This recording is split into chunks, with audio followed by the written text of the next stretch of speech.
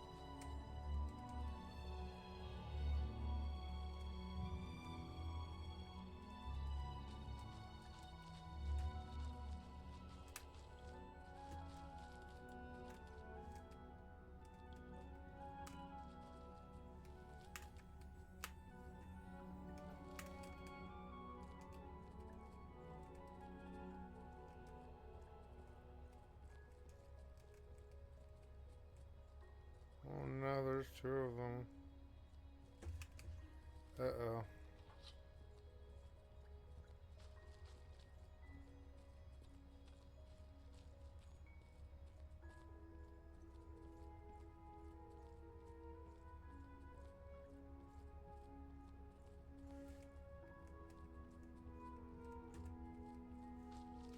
I'm gonna abandon this quest, cause if this two man's gonna fuck with me, I'm just gonna leave. There's always some duo down here, it's fucking annoying.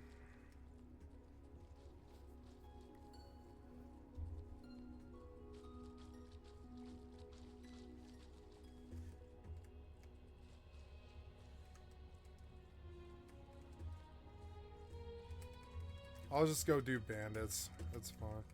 It pays more.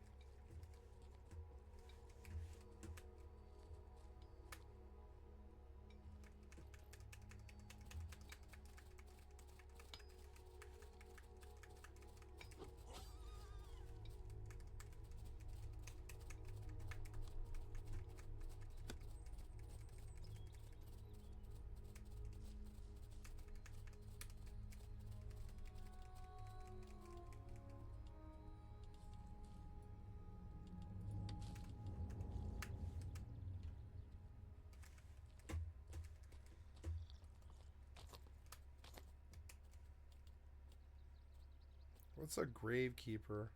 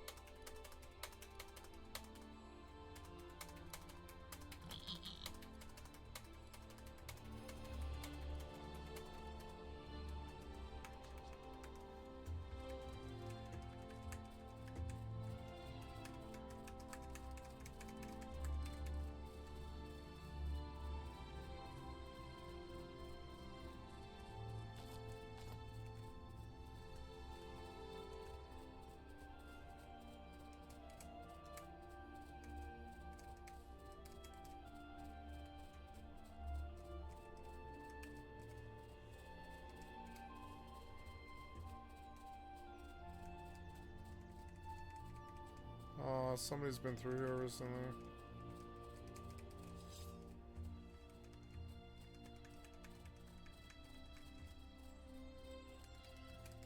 What are you looking at? Pistorius. 2 of them. Stop running.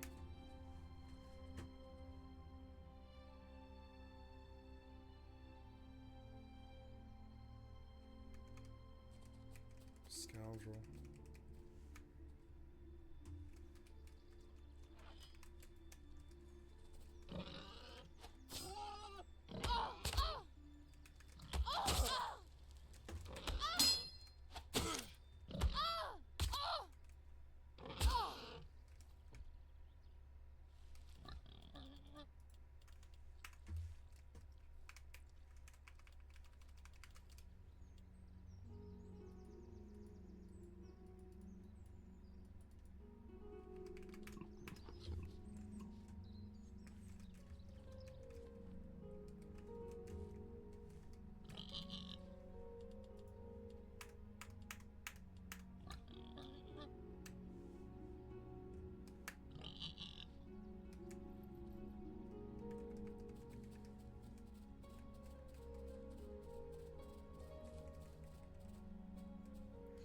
Oh, there's people doing this here. It's fucking annoying.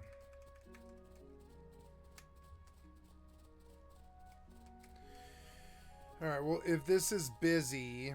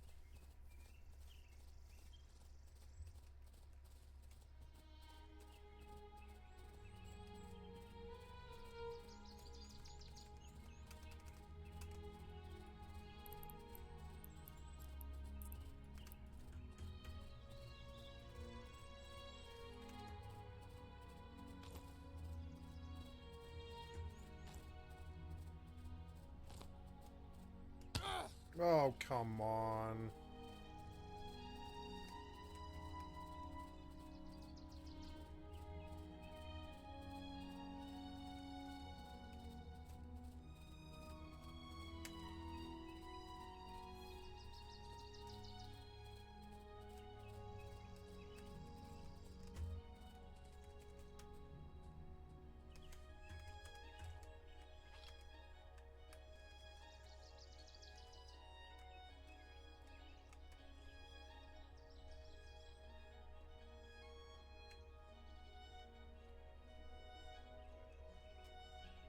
I better kill the veteran bandit caster.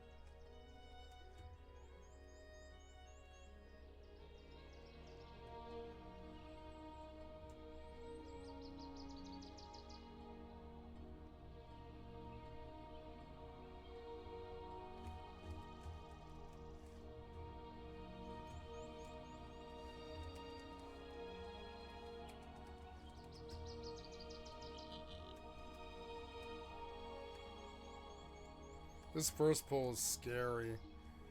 I'm just gonna do it though.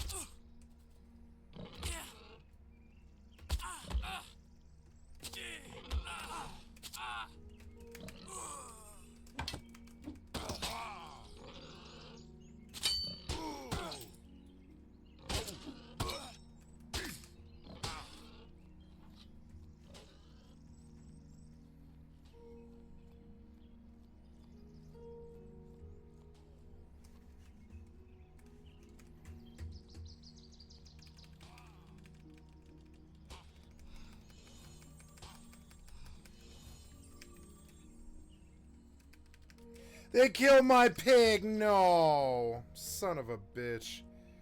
Those sons of bitches. Probably better him than me.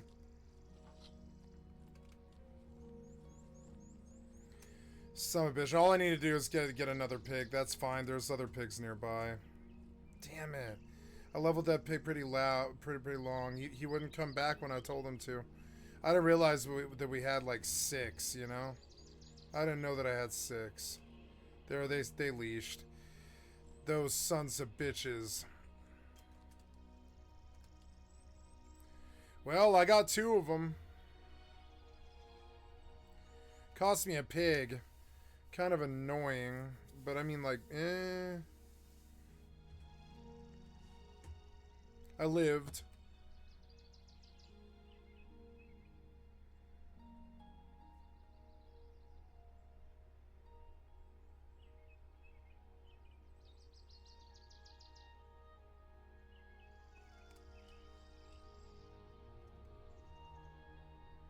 Oh, the battle cry makes me stronger. I didn't realize I need to run that too. Shit.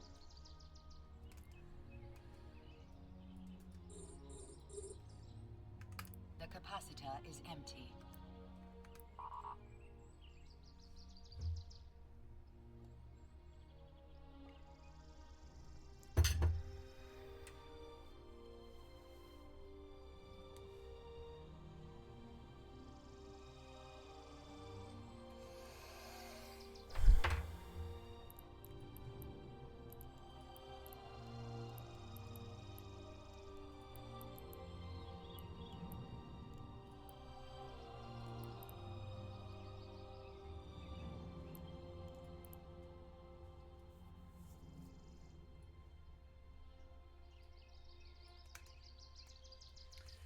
Alright, let's go get my saddle and go get a different pig. I might have to kill those people at the gate to even be able to get my pig saddle. But that's okay. Losing a pig is a lot better than losing me. Those guys, if they were on me, I would have just died. And now I think of the pig as a blessing, really. The pig was like cannon fodder, and that's absolutely fine. I thought I called him back, but he was like locked in combat. I couldn't do anything.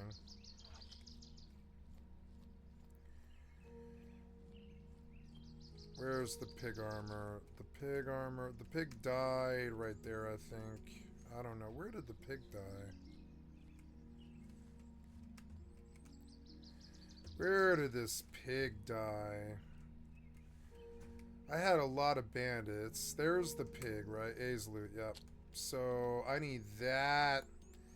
And those, and this. And that, and that. The rest of it, yeah, is too heavy. I may as well fucking, what's it called? Butcher. I use it for meat.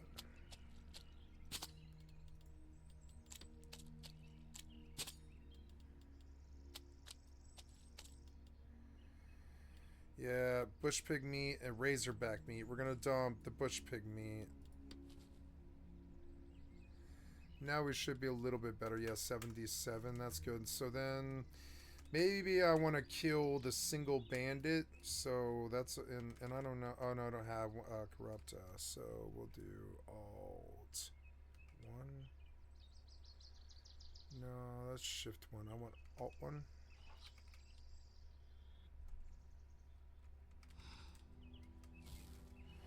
Yeah, I can pull like that. Nice. Ooh, good hit.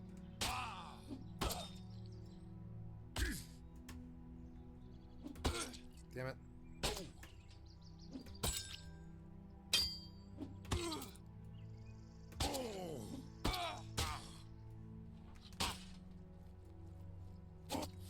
Oh, 22 glory, not bad.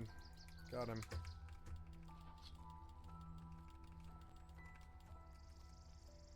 See, this is better than Skyrim. Oops.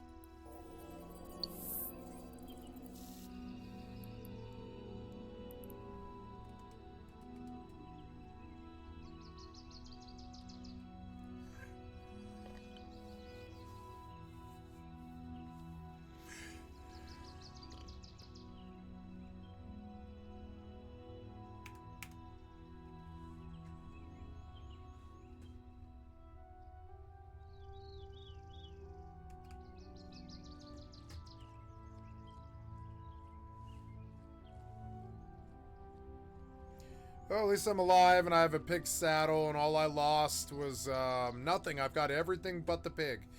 So once I train another razorback, I'm back up again. Doesn't really matter. I could even take 2. I'll probably take 2. Use them as fodder for like pulling. Ride them.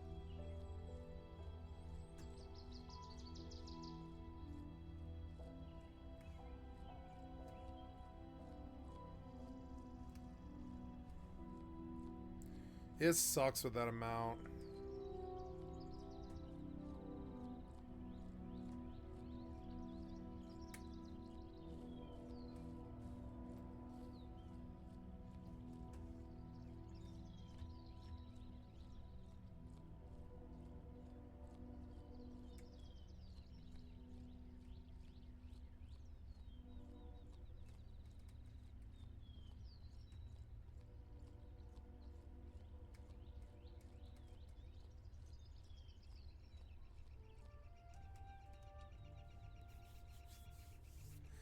There's something like a bandit or something.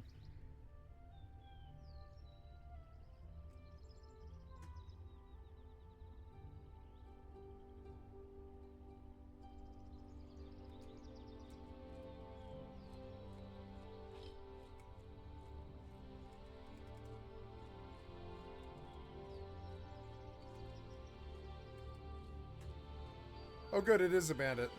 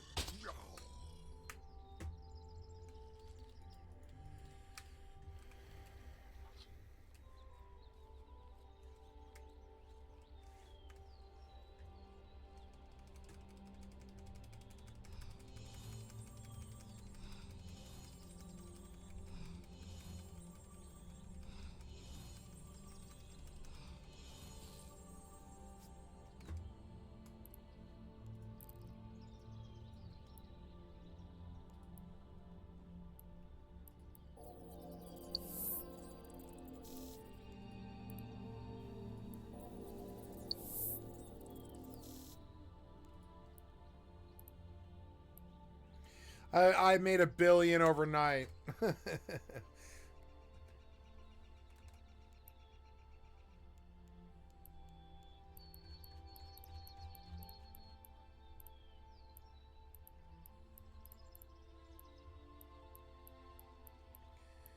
And all I sold was 2 boosters. No, 4 boosters, I guess. Yeah, 4 boosters. But I sold a lot of ships.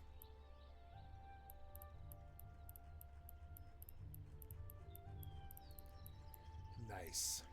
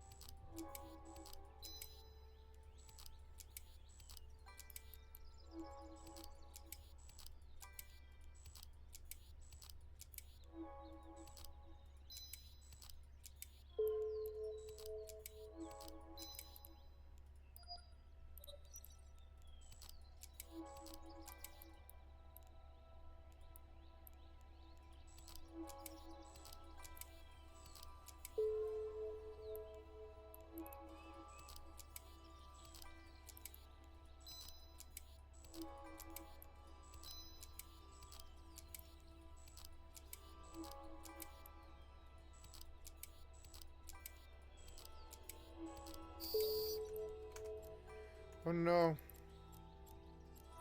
Duck. Warp drive active. Nice, I made it. Yay. Fuck you.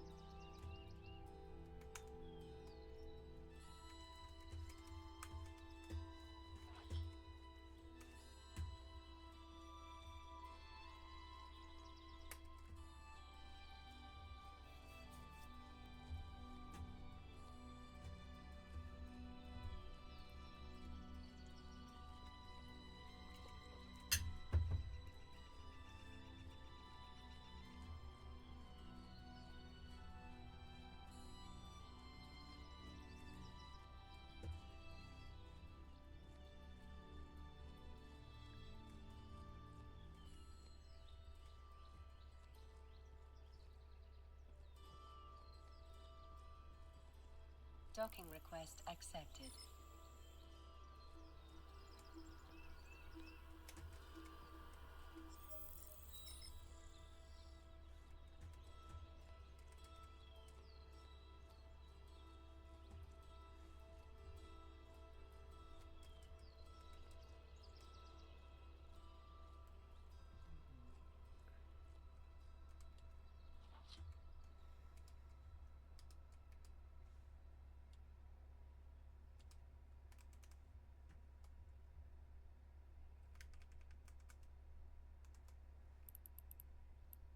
Oh, he killed me? He did kill me. He killed me. Oh, really? 1400 mm. That son of a bitch.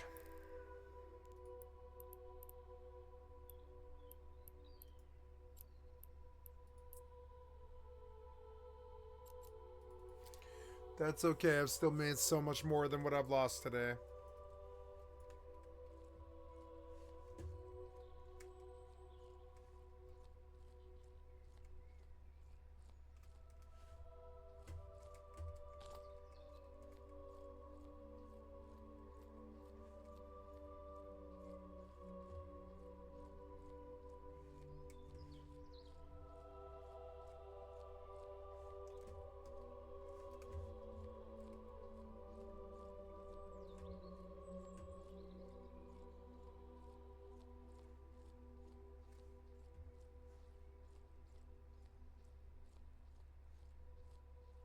Razorbacks, yay.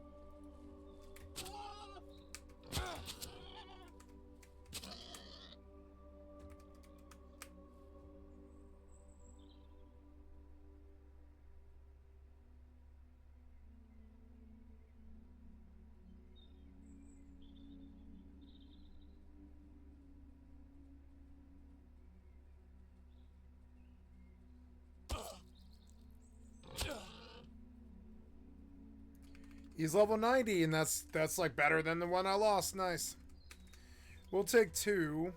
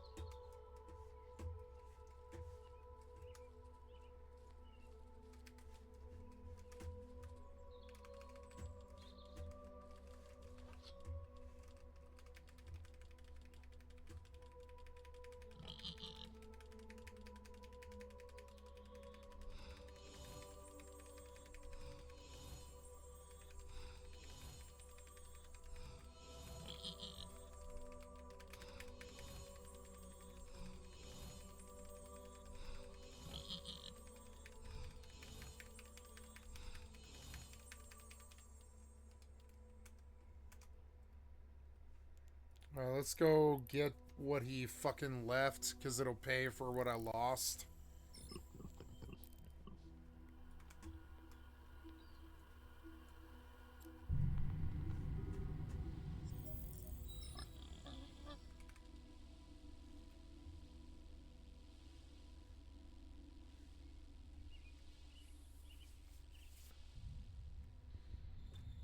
It's good he's such a high level.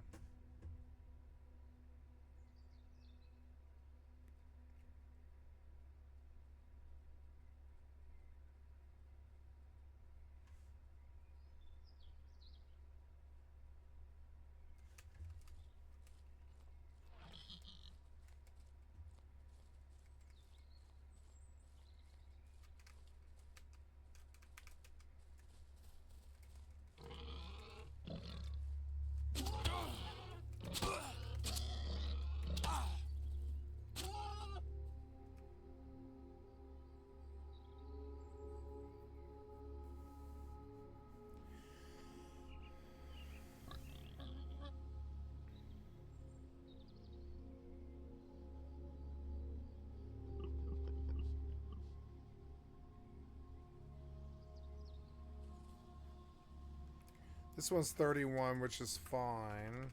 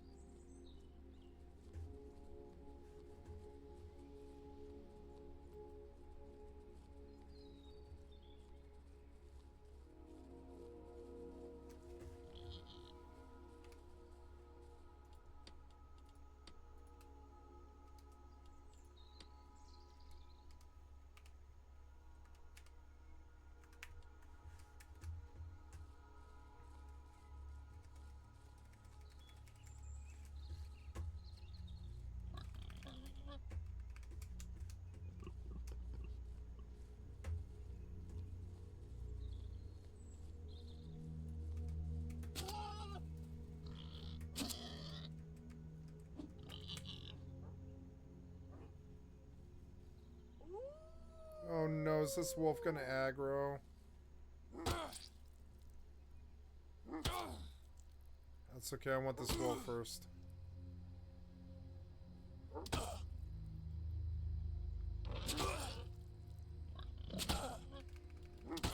He's 41.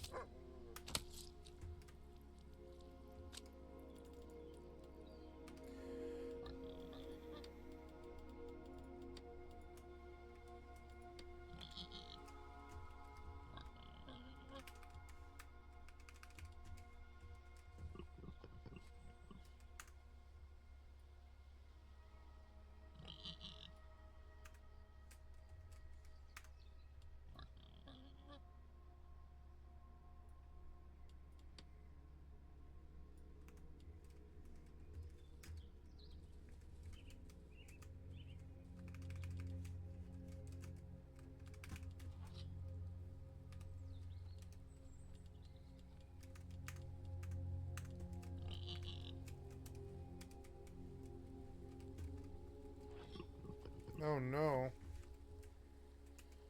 Fucks with that. Gotta abandon C.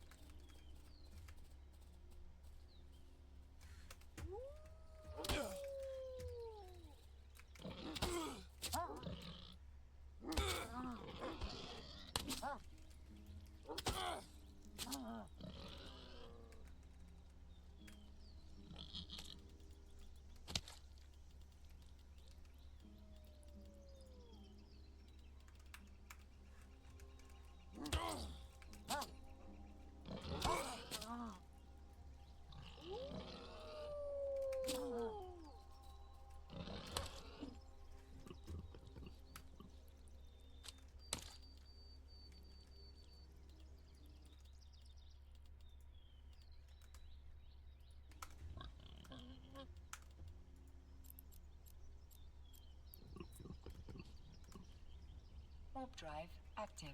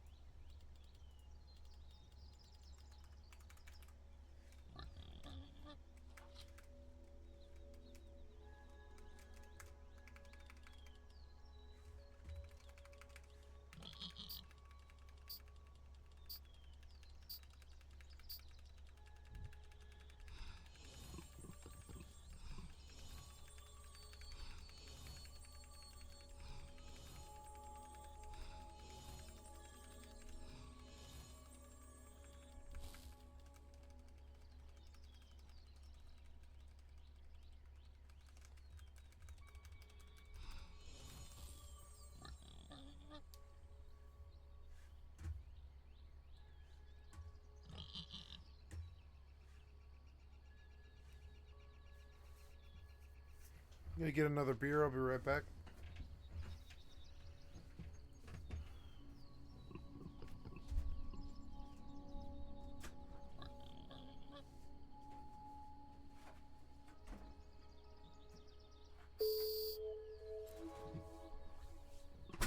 I died again.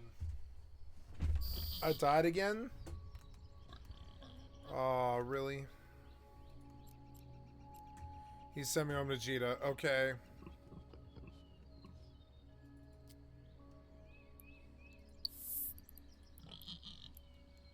Drake Eden Castle Kickers. Okay, well... whatever.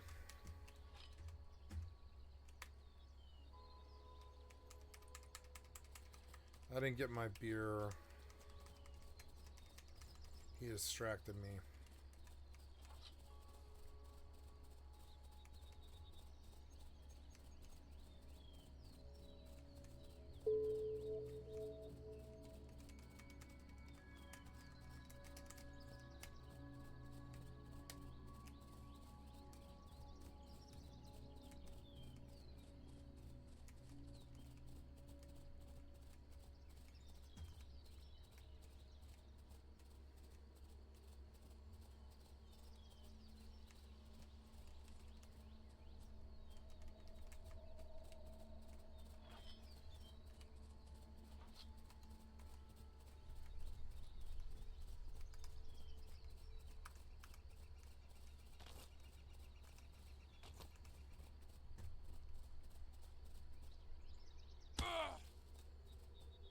Oh my god.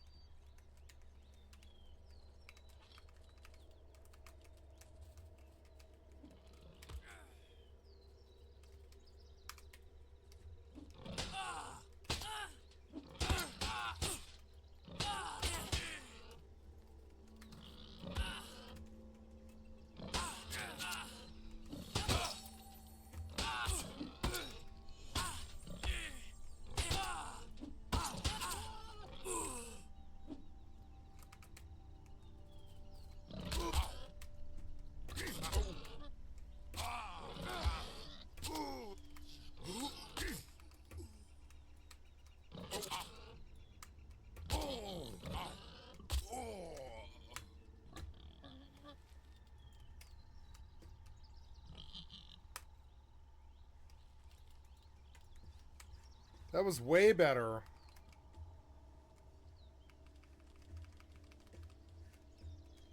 I didn't even get hurt. We got 3 of them. It was sweet. Did really well here.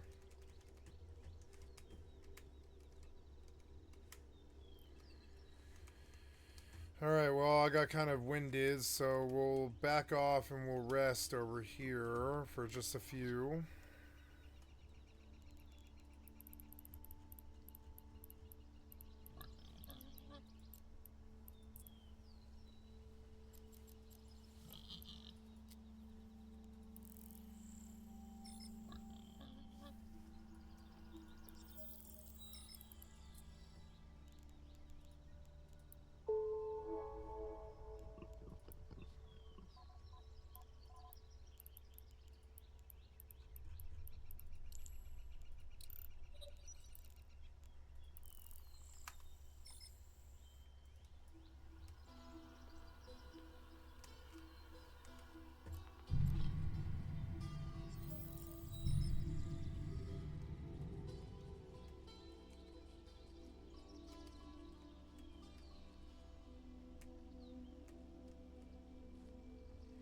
I don't know, I better wait for my cooldowns.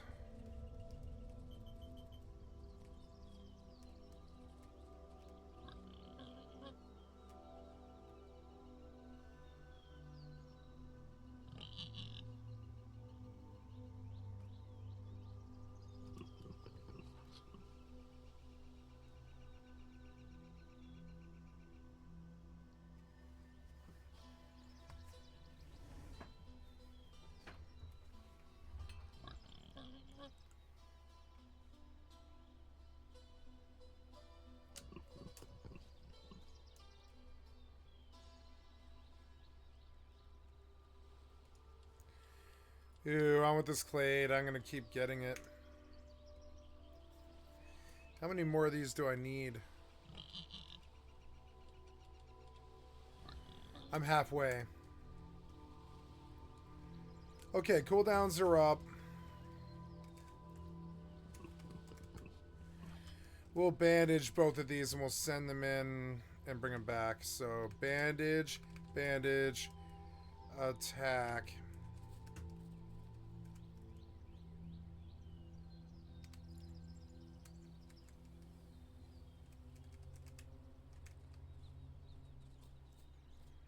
Okay, get on him.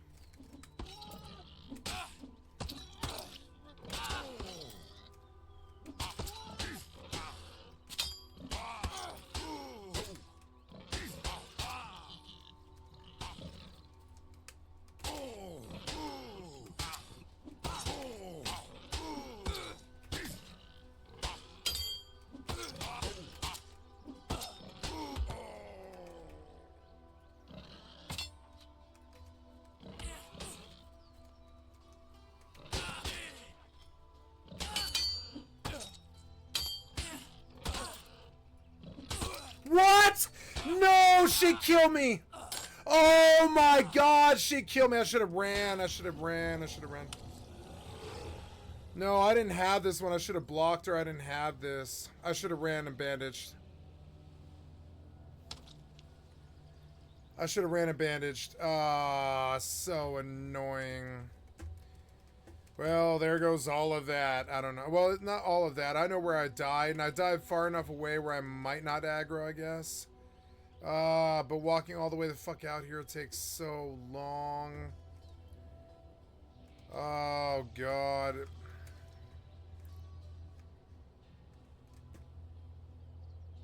I guess it's not that bad if you drop down.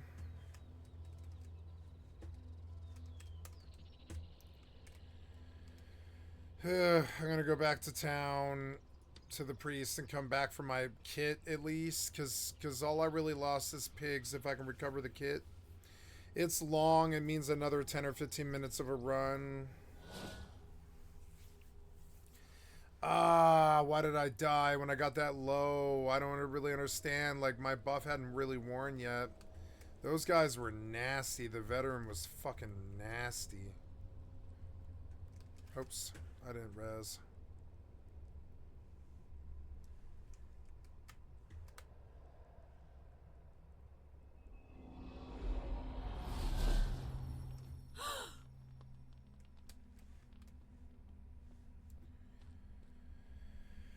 Oof.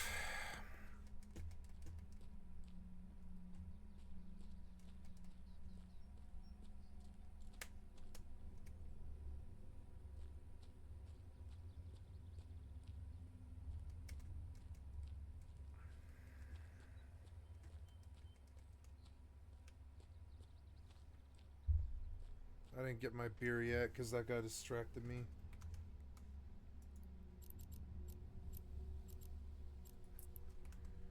I'm gonna go get my beer.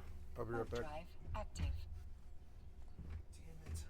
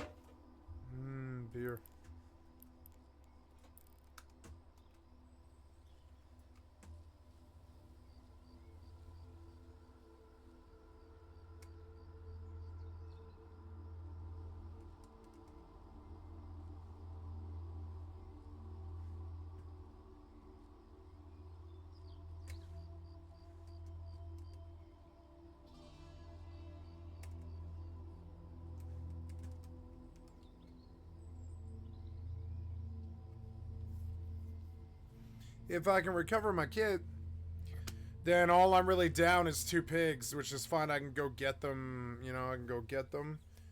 And I'll log there with my kit. And it'll be like I lost nothing except the pigs. And I gained 7 of half, 7 on a 14 bandit quest, and I completed a bandit quest, which is really, really good progress in general. Clades are slowing down. Getting this last clade gift to Stiganthrope is like really fucking slow.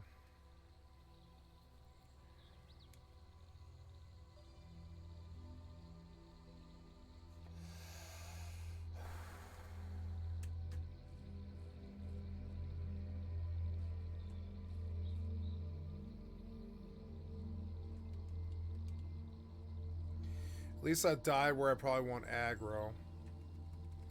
If I don't fall. I could fall. I don't know this approach very well.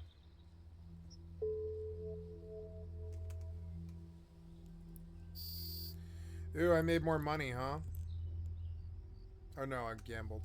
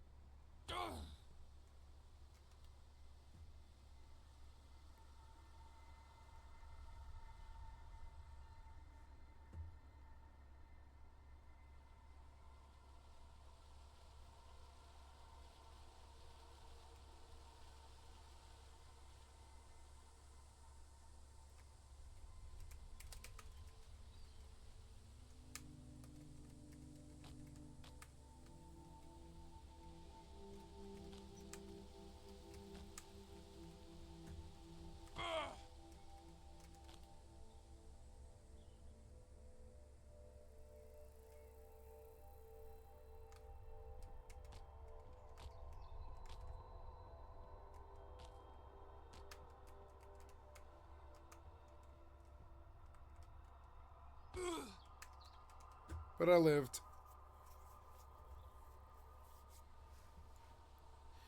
Not very far from my body, I don't think, anyways. I think it's like over that way, but I'm not really sure. I'm fairly sure it is that way, though. Gotta wait. Okay, where am I? I'm in Como.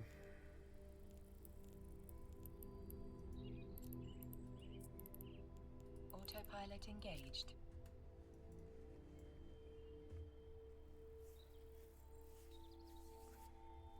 Warping to Stargate. Warp drive active.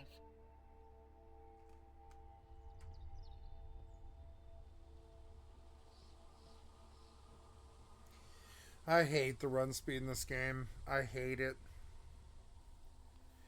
It would be a better game if it had a little bit more, slightly more.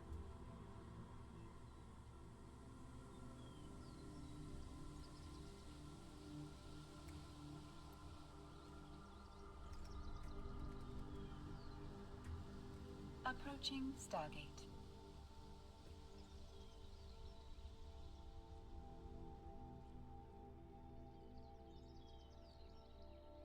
Oh no. Fresh Walking Dead, I gotta stay away from them. I don't know why they're there, or they're just like a random spawn. Autopilot jumping.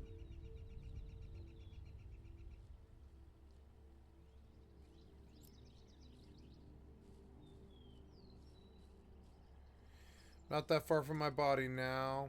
I can see the thing. Stargate. I think. Warp drive I active. think. Maybe I went the wrong way, I don't know.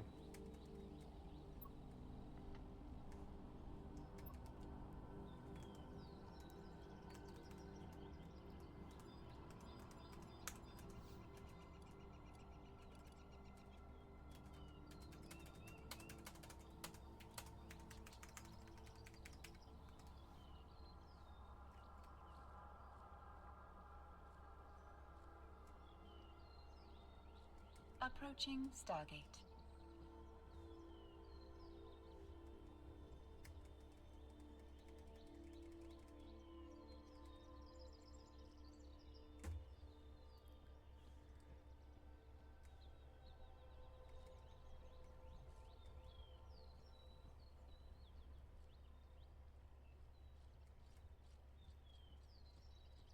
Autopilot jumping. I might have come the wrong way. I don't know. I really don't know.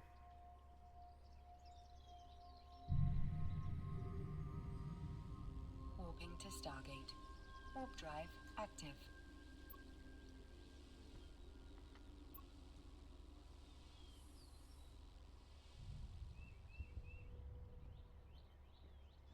No, I came the right way. I think? Yeah, I came the right way. I think. I don't know. I don't know. Yeah, this is it, isn't it? Yeah, I think it is. Approaching Stargate. Yeah, there's my body. Yeah, I came the right way.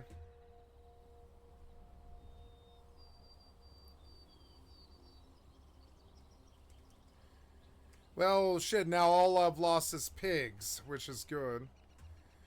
I've got to, loot the pigs. Autopilot jumping.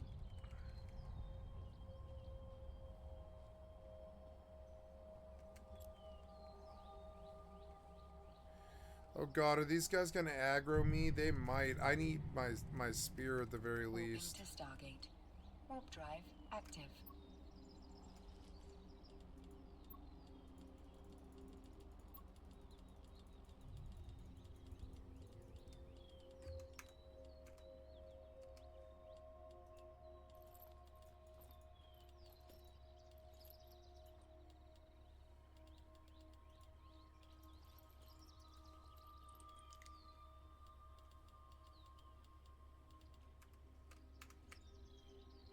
Approaching Stargate.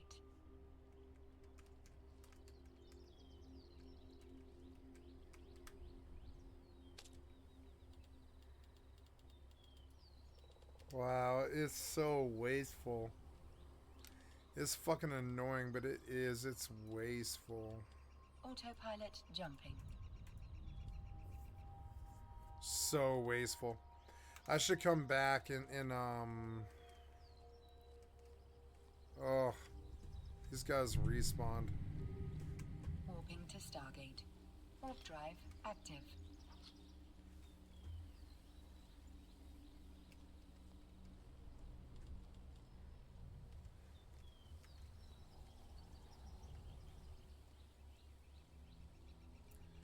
I want to fight them. And if I die again, I die again. I suppose I can eat.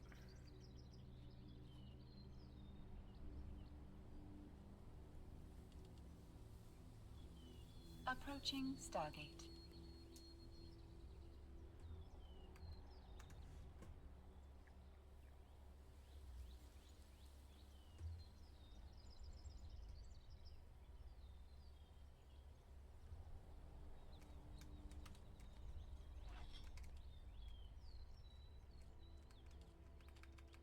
Oh, oof. Autopilot jumping. Okay, here goes crazy.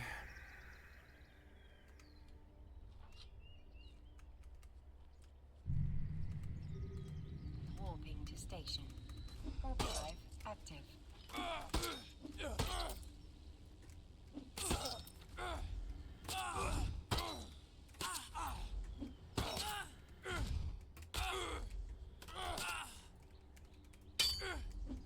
Nope. God damn, I didn't even kill the other one. Aww. 3 at once is too much. It's annoying.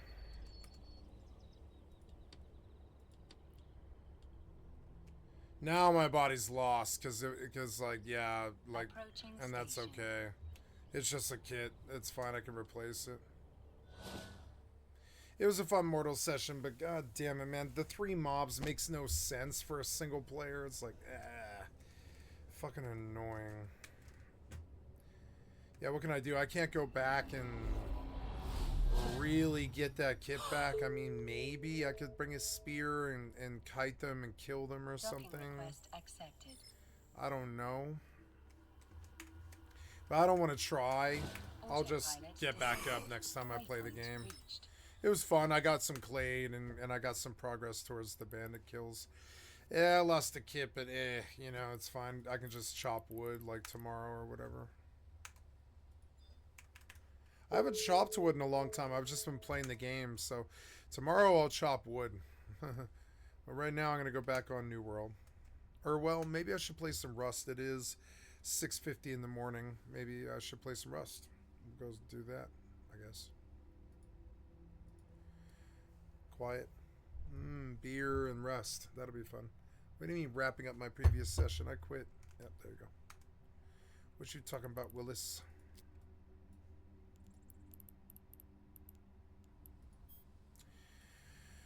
Okay, I made it here. Let's go see if this guy's still camping my fucking body or what.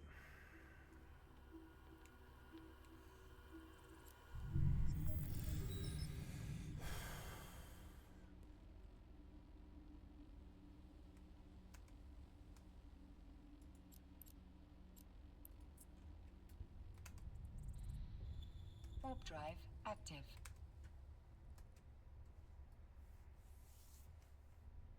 I don't mind losing a kit. If you mine the wood, I'm sorry, if you chop the wood, it doesn't matter. If you chop wood for like 2 hours, you make like double the kit, and it's fine. It really doesn't matter. Like, that doesn't matter. Especially because you can just turn it off and AFK. It really doesn't, you know, it doesn't really mean anything. Oh, yeah, I loaded Vortex, and I was going to look at games. I want to manually set location. Oh, yeah, oh, wait, select folder, yep. Wow, it figured it out, huh? Yes, select folder. Yep, select, yeah, good.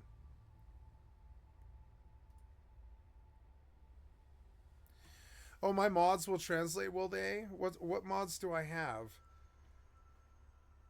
Okay, but I don't have achievements. Okay, floating damage, heritage, hand-placed enemies, and run faster. That's everything. That's everything I want, really. Oh, no. There's one more that I want, which is like the,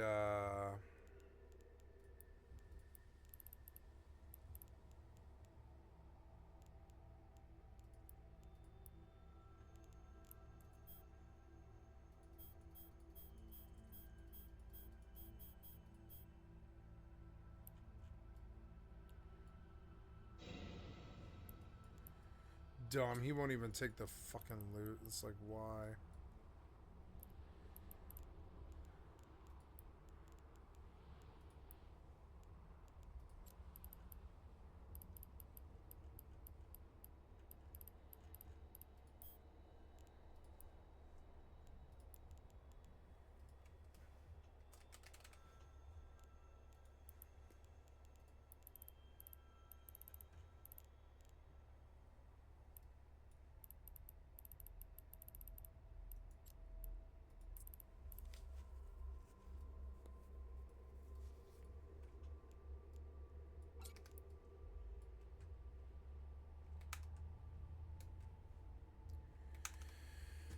Okay, log in, play.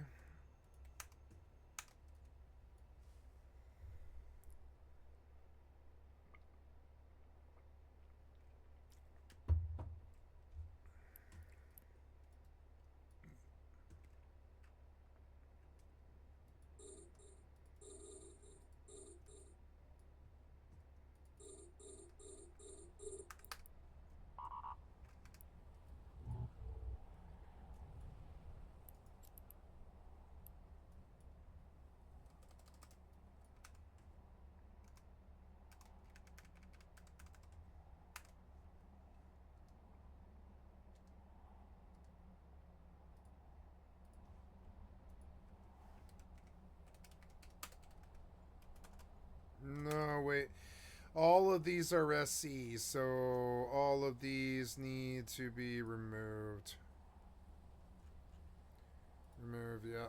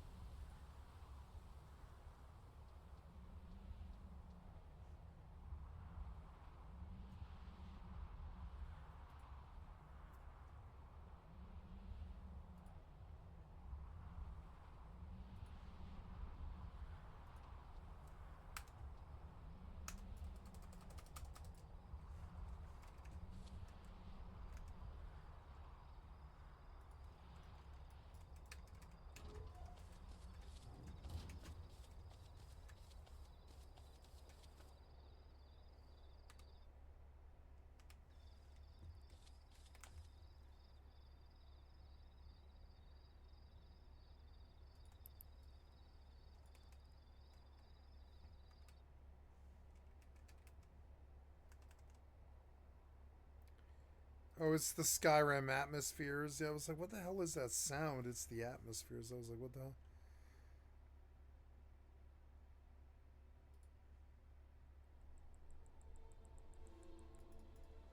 There we go.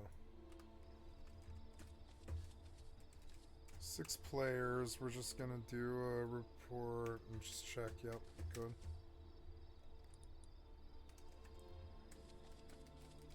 Oops. Oh, lag.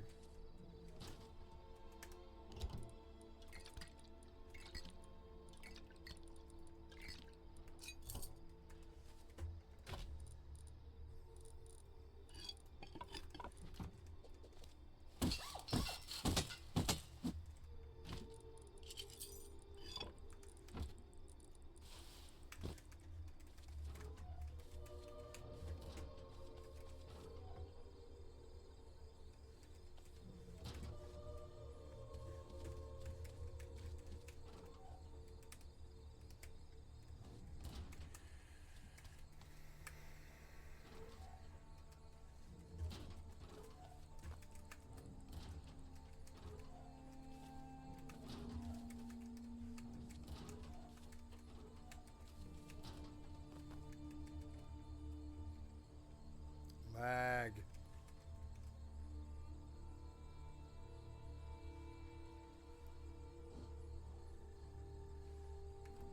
The hell was that? Like a lot of zombies spawned or something weird.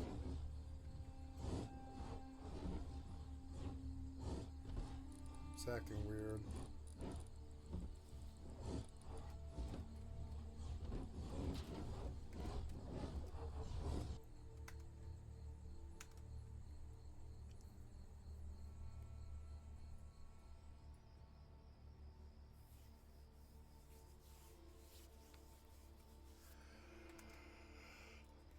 Alright.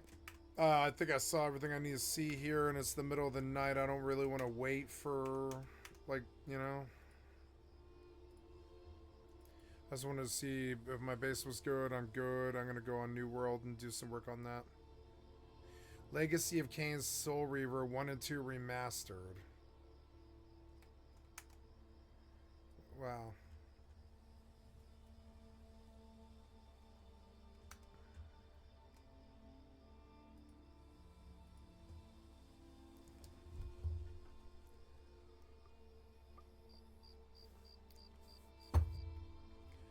Oh, ready to play in a few hours. Oh, really? In a few hours? Currently patching. Oh, really? I guess I'll just go back to my body then. Immortal? That's okay. Recover my spear set. Or I don't know. I don't think I can recover that body. I mean, maybe, but no. I think they'll aggro me. Because I died on them, and I shouldn't have done that. What I will do is chop trees. I'll chop trees to make up for the set, which is fine.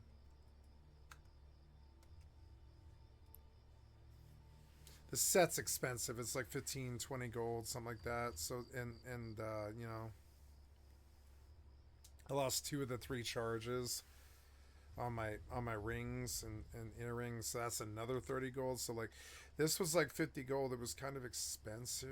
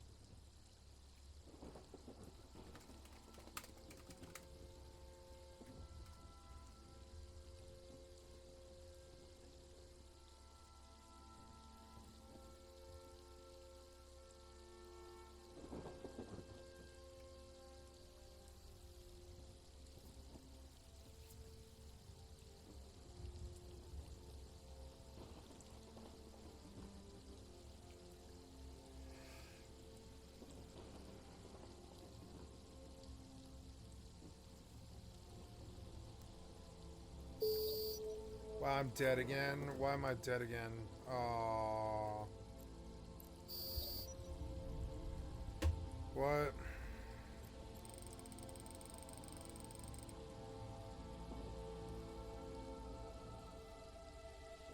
Who is this guy? Oh, I guess I can't mine. Whatever.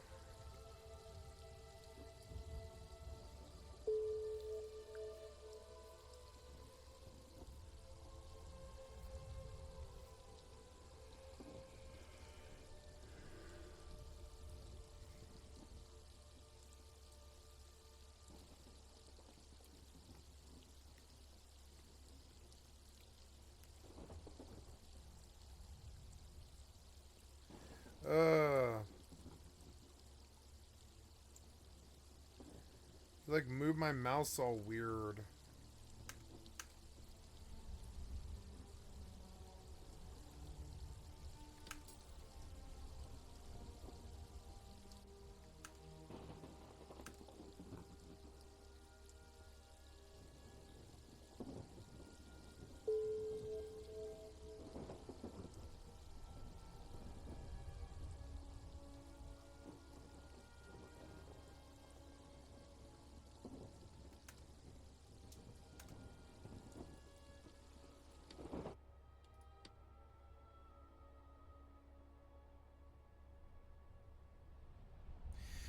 Maybe I can loot the body. I can probably loot the body and run out of their range.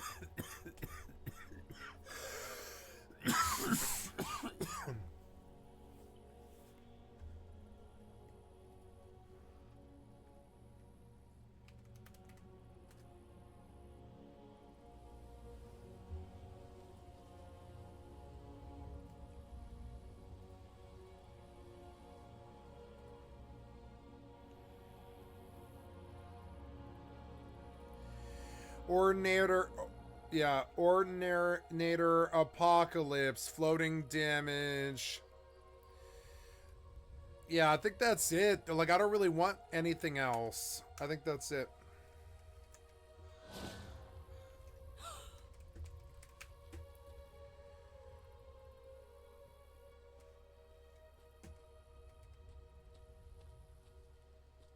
Fucking annoying to run back to the body again.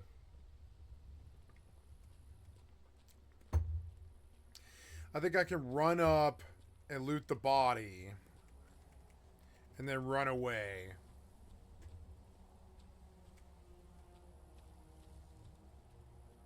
But I have to be full stam so I can run, like, all the way.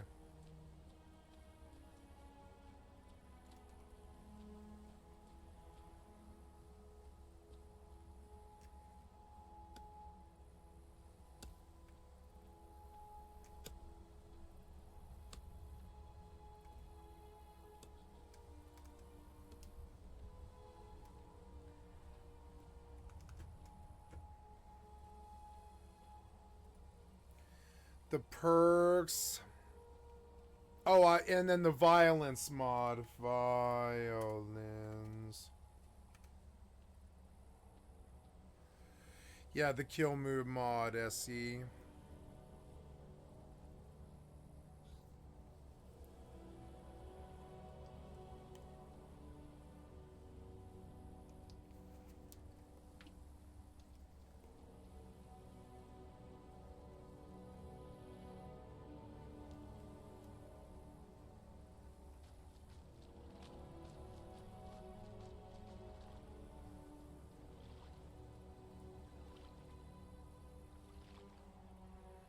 Oh no, I don't, like, oh well.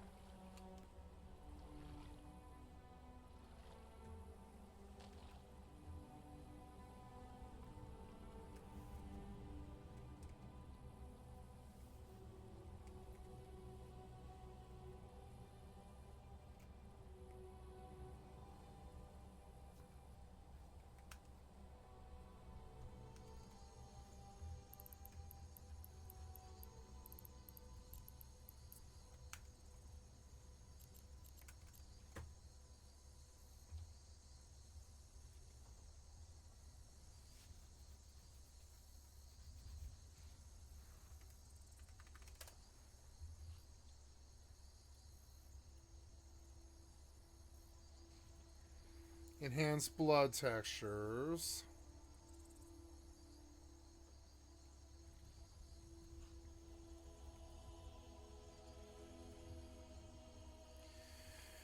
What else? There's,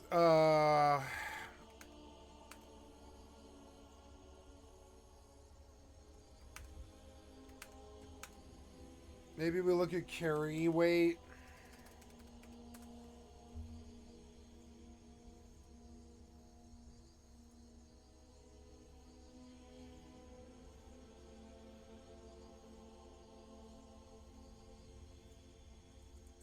Yep, carry weight modifier. Because it's like, yeah.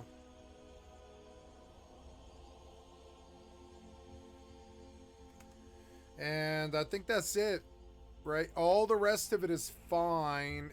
Oh, no. I need enemies, right? I need, mods, the mod categories. I want enemies.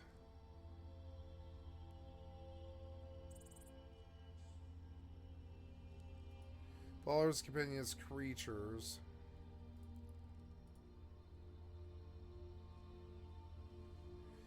Oh no, these are like animals. Okay, never mind. I don't care about this.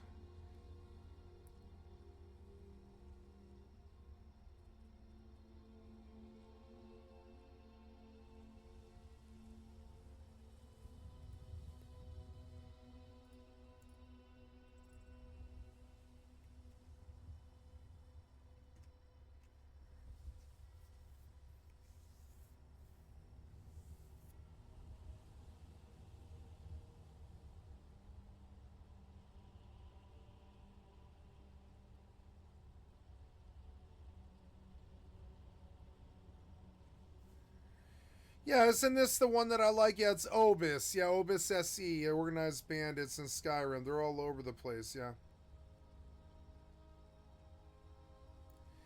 Yep, this is really good. Yep.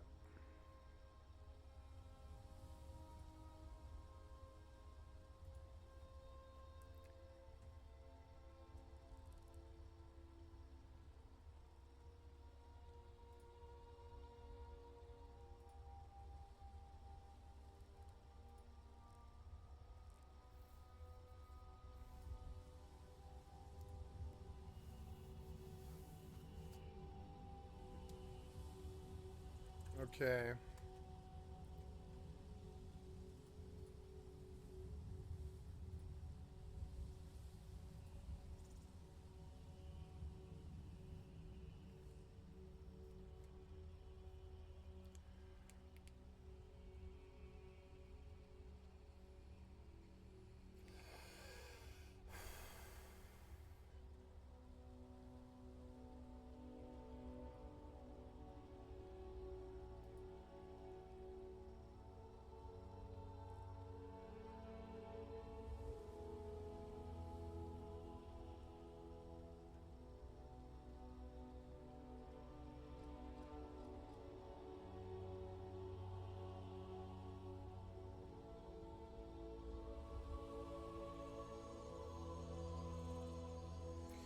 No, that's it, I think. Like, yeah,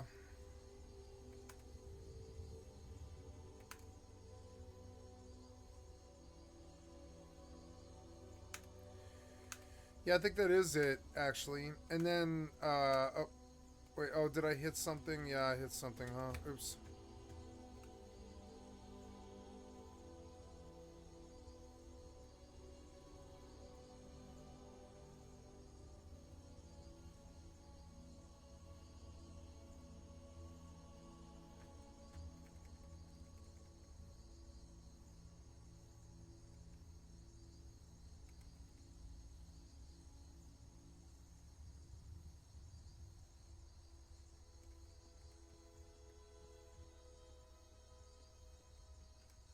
Oh, God, I could die.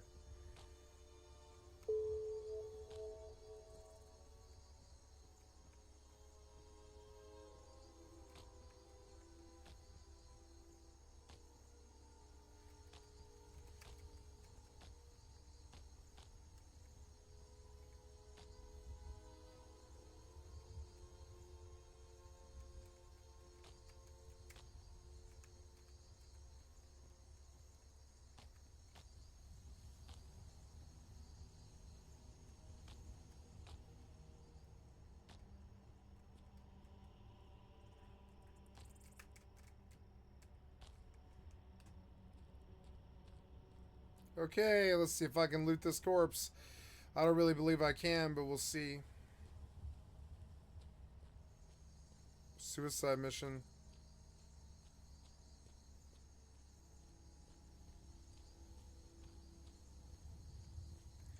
Wait, this isn't the right base. I went the wrong way, huh? Oh, this isn't even the right base, is it? No, this is a different place with different bandits. God damn it. I keep getting these camps mixed up, and the one that I need is way over the other direction that way, so that's okay, but I'll still get there, you know, I'll get there. It's fine. So now we look at the Moz most endorsed of all time, Sky UI.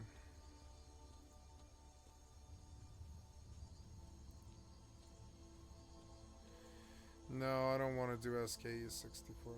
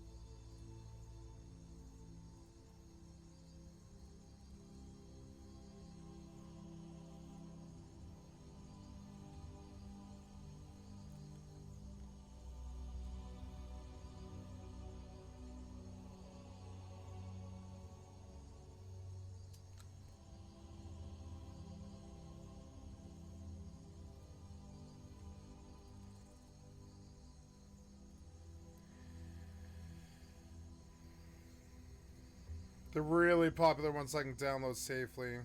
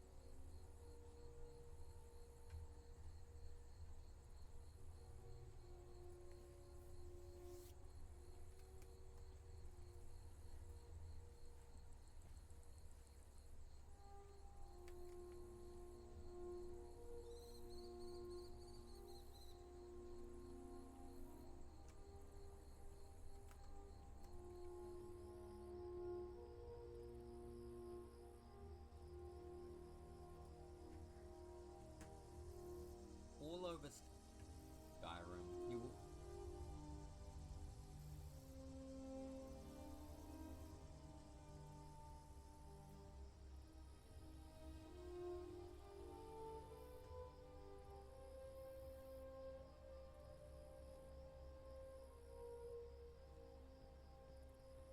Rogues and Raiders and the Restless Dead.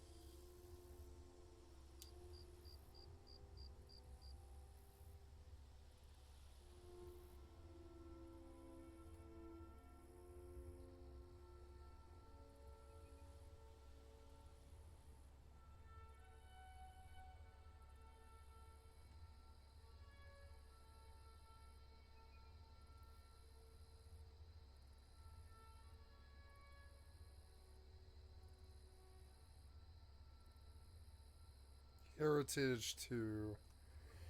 Oh, Heritage was a good mod.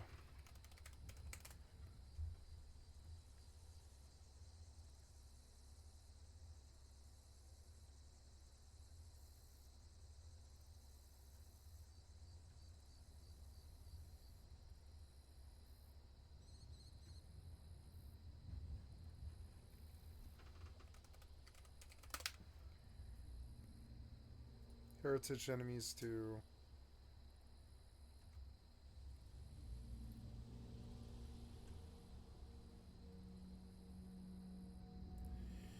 Yep. Heritage 2. And then go back, and then the other one that he mentioned, keep going back. The Unbidden.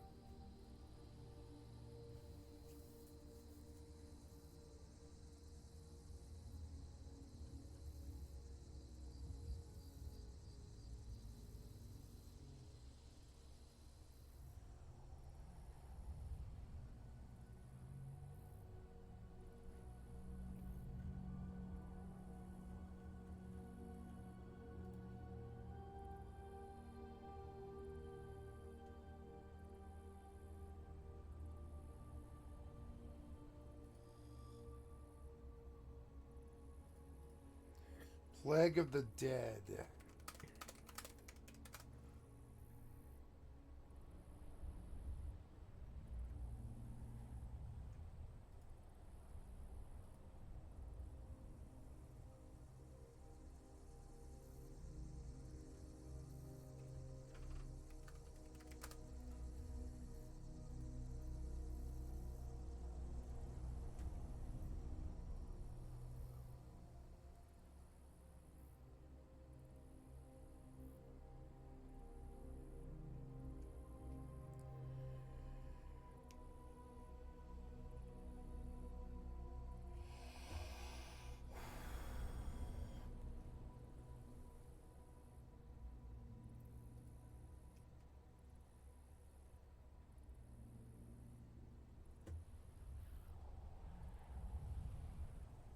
Yep.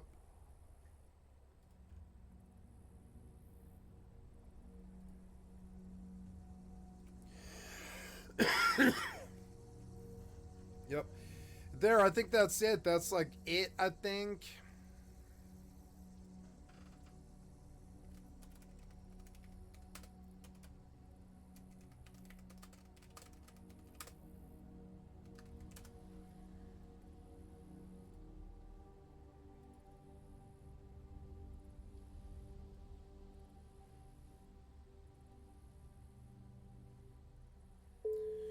Skyrim, immersive creatures.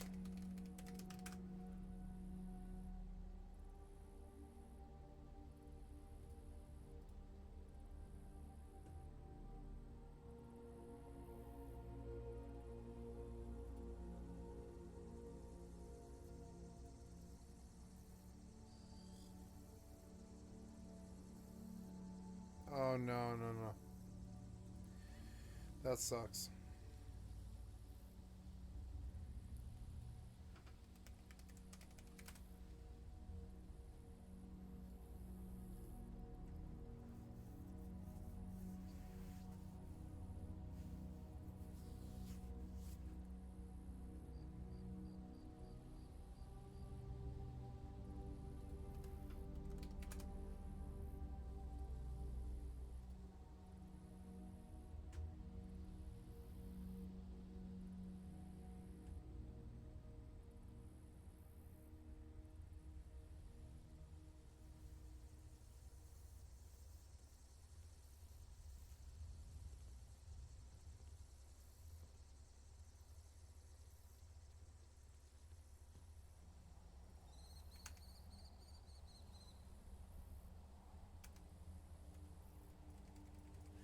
Oh no, where am I?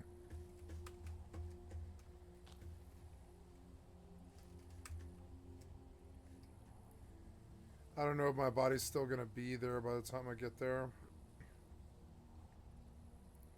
But I'm getting there. I'm almost there. It's like right and almost in my vision.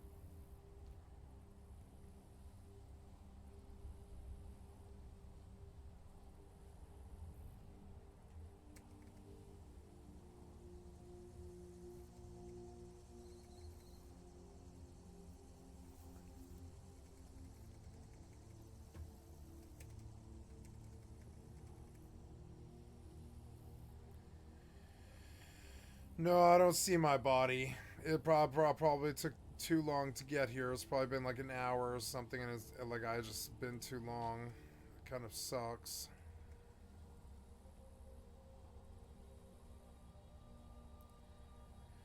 I don't see my body at all, which is unfortunate.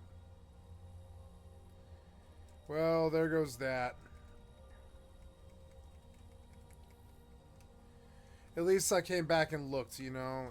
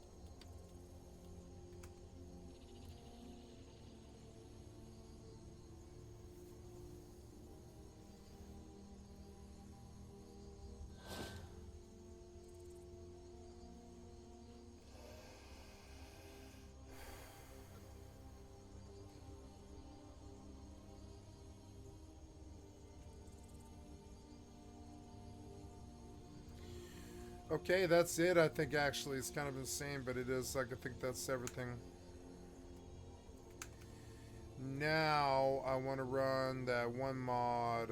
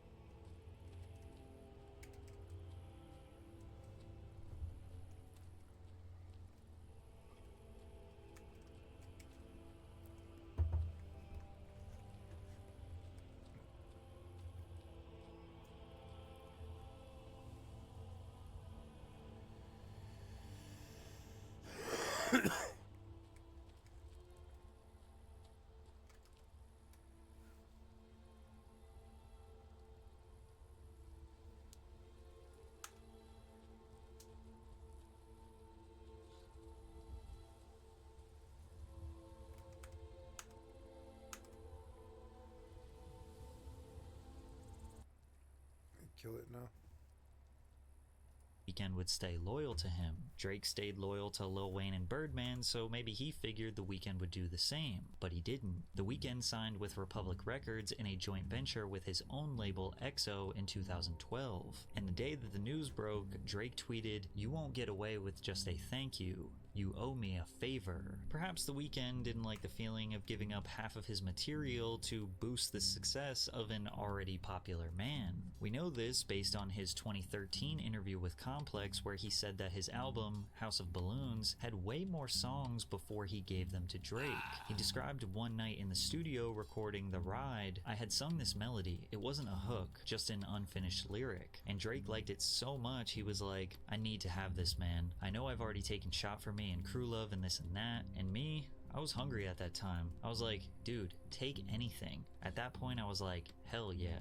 By signing to Republic, The Weeknd chose himself over Drake, which is selfish, but in the music industry, you have to be selfish. Signing to Drake could have resulted in him always living in Drake's shadow, and even though Drake gave The Weeknd a massive platform, in exchange, he got help writing an amazing album. Who knows what Take Care would have sounded like without Abel's writing? It seems like it was a fair trade. Plus, Drake was still the bigger, more successful artist. He even asked Abel to open up for him on his 2013 tour. The Weeknd wasn't a threat to the Drake empire. That was until The Weeknd prevented Drake from receiving his first ever #1 single. In the week of October 24th, 2015, The Hills by The Weeknd reached #1 on the Hot 100, with Drake's Hotline Bling directly underneath him at #2. Drake posted on IG with the caption, "If I get my first #1 during the month of October, it will be the biggest moment of my career to date. I always love the moment right before it happens more than when it actually happens. So thank you, even if it doesn't."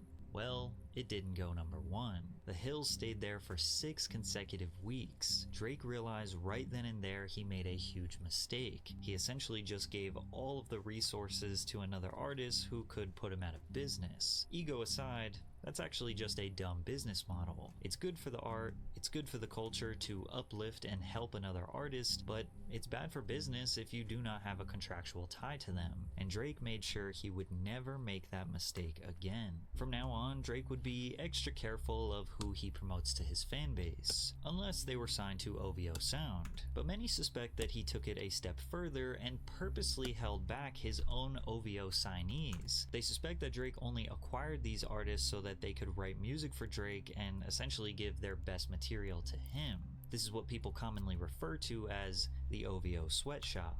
And when you look at the entire roster, there isn't one artist that outshines Drake. Most of them you probably never heard of, but was that intentional? Majid Jordan, an R&B duo from Toronto, were discovered by Drake's producer 40 after they released a mixtape anonymously on SoundCloud in 2012. 40 and Drake asked the duo to come write for Drake's upcoming album, Nothing Was the Same. In an interview with Hot 97, they describe what it was like working on a Drake record. They basically put us in a studio, and it was like a studio camp almost. There were tents in there, there were like people flying beats. in. Yeah, make beats, stay in the dungeon, don't leave. You cannot leave. Literally tense. Literally you can't tell anyone you're working on this project. We met like so many people that we now work with and collaborate with. Yeah, it was just crazy. There was actually tents. Yeah, like, there were tents in the tents. studio. People were camping. I slept in a tent in the studio. Everything. Well, one night during these sessions, they recorded a demo for what is now Hold On We're Going Home, which was the most successful single on Drake's album. Majid not only produced the beat, but they wrote the lyrics and also performed on the bridge, and as a result, they were credited as collaborators on the record. However, I love that song. their career started at its peak, and they have never So Drake didn't write that song. I wondered about that. replicated that level of success. Nah, and so Drake just took credit. Well, at least for their personal brand. They continue to help write hits for Drake such as Feel No Ways and For Free, but nothing they ever released under their own brand came close to matching the success of a song that they wrote for Drake. Then again, that doesn't mean that they are unsuccessful. Just taking a quick look at their stream counts from various projects and singles, they pretty easily secure well over 10 million streams per song. And Drake has featured on their projects multiple times over the years. Maybe the R&B duo just don't have the star power to become a household name. Maybe the OVO label tried to market them further, but just couldn't elevate their brand beyond a certain point. But 7 million monthly listeners after a decade-long music career is still undeniably Oops. successful. Party Next Door is easily the biggest artist on OVO Sound, yet many suspect his career has always been in Drake's shadow. Party is another Toronto native who was signed to OVO Sound in 2013. He remained basically anonymous, not doing any interviews or press for the first 2 years of his career. OVO Sound manager Oliver El Khatib described Party in 2015 saying, "He's the rare breed that writes, produces, engineers, performs, sings, all in one artist. He's pulling all of of the strings. He's doing everything, so you hear his final production exactly the way he envisions it. During these anonymous years, he dropped his self-titled EP, which featured Drake, as well as his debut album, which also featured Drake, as well as spending a considerable amount of time writing for Drake's albums. But Party's success was not dependent on Aubrey. His most streamed song to date, Break from Toronto, is a solo song released on that 2013 EP. Party's music was strong enough to stand on its own. Additionally, Rihanna was the one who had the biggest hits with Party's writing. He wrote Wild Thoughts by Rihanna, When I meet you, all I get is wild thoughts. Sex with Me by Rihanna, and Work by Rihanna. She set me up at work. To suggest Party needed Drake is short-sighted. It might actually be the other way around. You know, I know we talk about music all the time, and I'm so grateful for you. I would not be the artist I am if it wasn't for you. And that's not like even some, but like, that's not even some like, you know, I get on stage with people and I'm nice sometimes, but this is really actually like my favorite artist in the world. Like, I love this guy. So why isn't P&D bigger than Drake? Well, maybe he didn't want to be. I would never call myself mysterious. The word I use is private, P&D says. I'm not hiding from pictures. When you see me, I'll say what's up. I just don't want to live in this fantasy where I act like everybody cares, and then I look like a jackass with someone filming me in the airport. A lot of people don't realize how much of a dream job being a top songwriter is. You get to make close to the same amount of money as the superstars, but can still have the comfortability and relative privacy of a Yep, that's how I feel too. I don't need a lot of money or fame or recognition or anything like that. I just mainly want to be in people's lives and do a history of my work and be something that is there for people, like as a backup, like as a thing to focus on in their dark times or whatever. Somebody just progressing all the time, somebody pushing all the time, let them see it.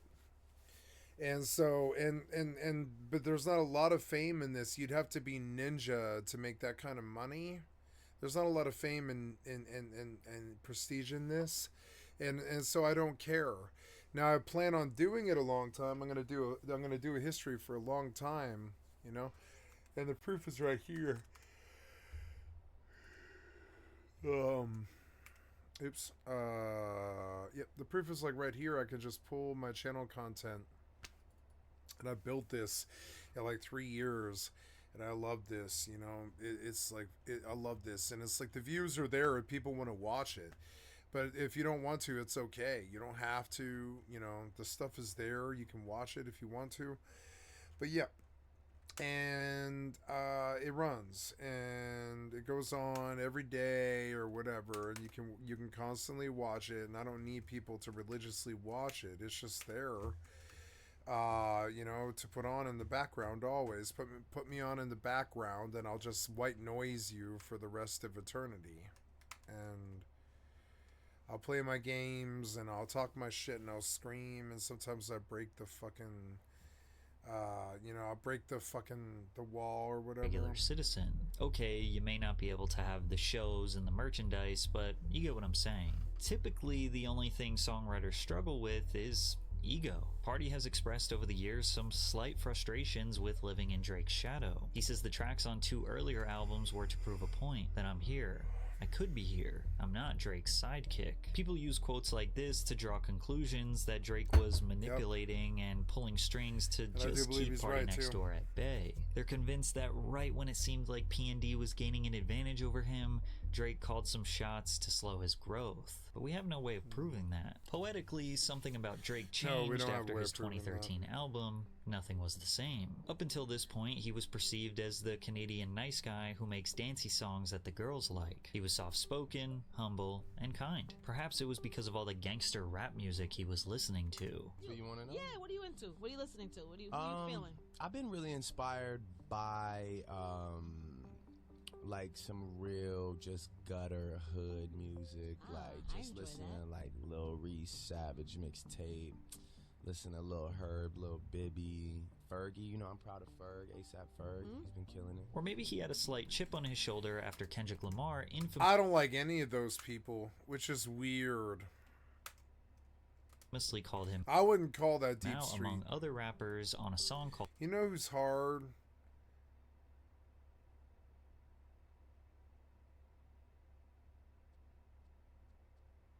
Sharon Benton. Control. After name-dropping Drake, Kendrick rapped, "I got love for you all, but I'm trying to murder you. I'm trying to make sure your core fans never heard of you. They don't want to hear not one more noun or verb from you." This song is arguably the origin of the infamous Kendrick Lamar vs. Drake saga that would go down 10 years later. Before Kendrick's deep seething hatred for Drake, he called him and many other rappers out in the spirit of keeping competitive hip-hop battle rap alive. But Drake did not respond via song at the time. It seems like he didn't take the diss as a truly competitive rap beef. He actually felt like Kendrick Drake had his own style that he brought that was really good. And it was like kind of a ripoff of Lil Wayne, but I mean Lil Wayne was there with him. Was a phony. And he brought like YMCMB like style rapping, I would say. And he had his own style of rapping, and you can't really hate on him for that. You know, he had his own style of rapping that I had never heard, like headlines. We don't have songs like Headlines really that much, and there wasn't really much people like Headlines really. There was, you know, that song is unique and he stands out on his own. It's weird. Like, I'm a Drake fan. It's kind of weird, but I am. Now, but I think he might be a bad person, you know? I don't know. I don't know anything about Drake. They say he's a child molester, but I've never seen or heard evidence that he was. Thing. You wouldn't. So I don't know.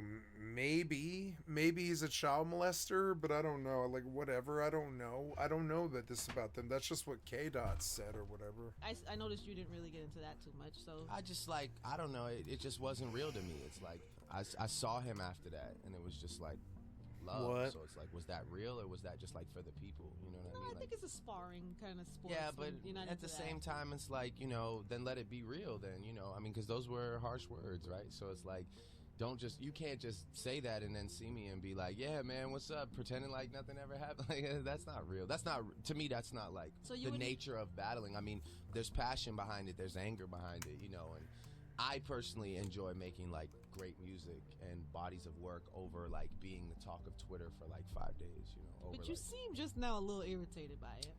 No? Really? Yeah, just by even saying that it was little harsh words, it seemed like maybe it irritated you for a second. Is that wrong? No, it's just like, I mean, like coming from that situation, it was unexpected, you know. I wouldn't like, it's sort of like, in working your way up and sort of building relationships, I wouldn't expect you to like throw all the relationships out the door for the sake of, like I said, being like the talk of the internet for 10 days, and then, you know, it's like now this, like, everyone's gonna forget about. I mean, people don't even care about it anymore. So true. But now, especially this week, it's like, yeah, okay, moving on. Like, I don't know if it was worth it, you know, because there's a lot of people that were mentioned that I feel like can't really go back and with that guy after that. You know what I'm saying? Sorry, I shouldn't have cussed. No, it's okay. I enjoy it. Get into it, Drake. Go. Even Angie Martinez recognized Drake was a little bent out of shape. He continuously got asked about the record in interviews, but every time he downplayed its impact and relevance. He's giving people like moments, you know, like that verse was a moment to talk about. Are you listening to it now at this point in time? Okay. And then it was real cool for like, you know, a couple weeks. But like, if I asked you, for example, like, how does that verse start? But some people actually believe that Drake sneak dissed Kendrick on the opening line of his song, The Language, when he rapped, "I don't know why they've been lying, but yo shit is not that inspiring." And even though Kendrick denies this allegation, he seemingly responded in a BET cypher verse when he said, "And nothing been the same since they dropped Control and tucked a sensitive rapper back in his pajama clothes." Although this seems like an obvious exchange, we can't necessarily confirm that it was a true back and forth. However, Drake did say that should anyone test him in a rap battle, he would respond with full force. You should get into a rap battle. Yeah, you think so? Yeah, I think that would be great. I feel like that's just. I feel like those things are of the moment. Yeah, but you're qualified. Yeah, no, I'm. You know Oh what no, I'm saying? Like I'd hold it down. You'd be enjoyable. Yeah, but I do like I really do this like as far as writing goes, and it would have to be warranted because it would be scathing. The bars would be scathing. I can't just do it I can't be the first one.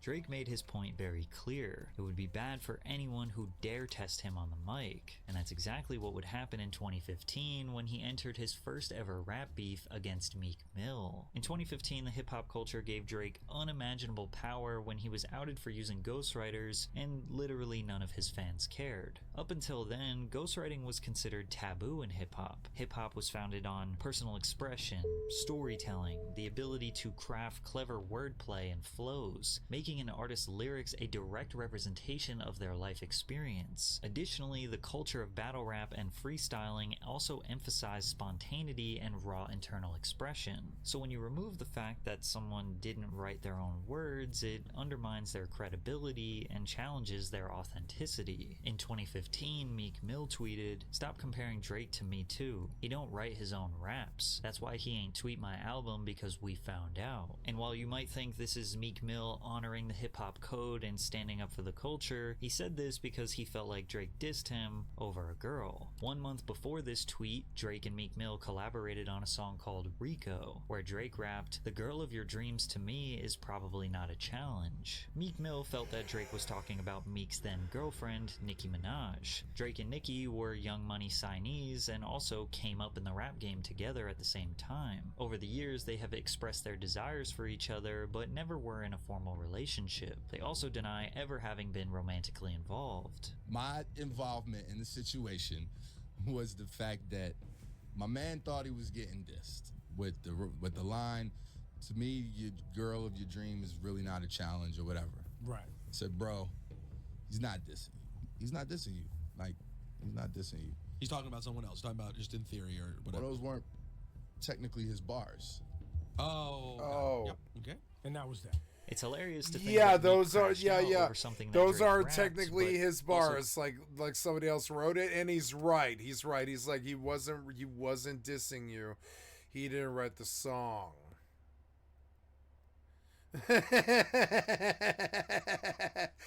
Claimed that Drake didn't write it because the man who did write it was named Quentin Miller. Yeah, and then Quentin Miller probably wrote it about somebody else. Yeah, Quentin Miller didn't write this about anybody at all. No. Was an upcoming artist from Atlanta who already secured a publishing deal with Red Zone Entertainment under Tricky Stewart. I met Boy Wonder in a random session in Toronto that I had through the Red Zone situation I was with at the time, and I just shot a random Hail Mary text to Wonder one summer, 2013, top of 2014. I was like, "Yo, can I send you some songs?"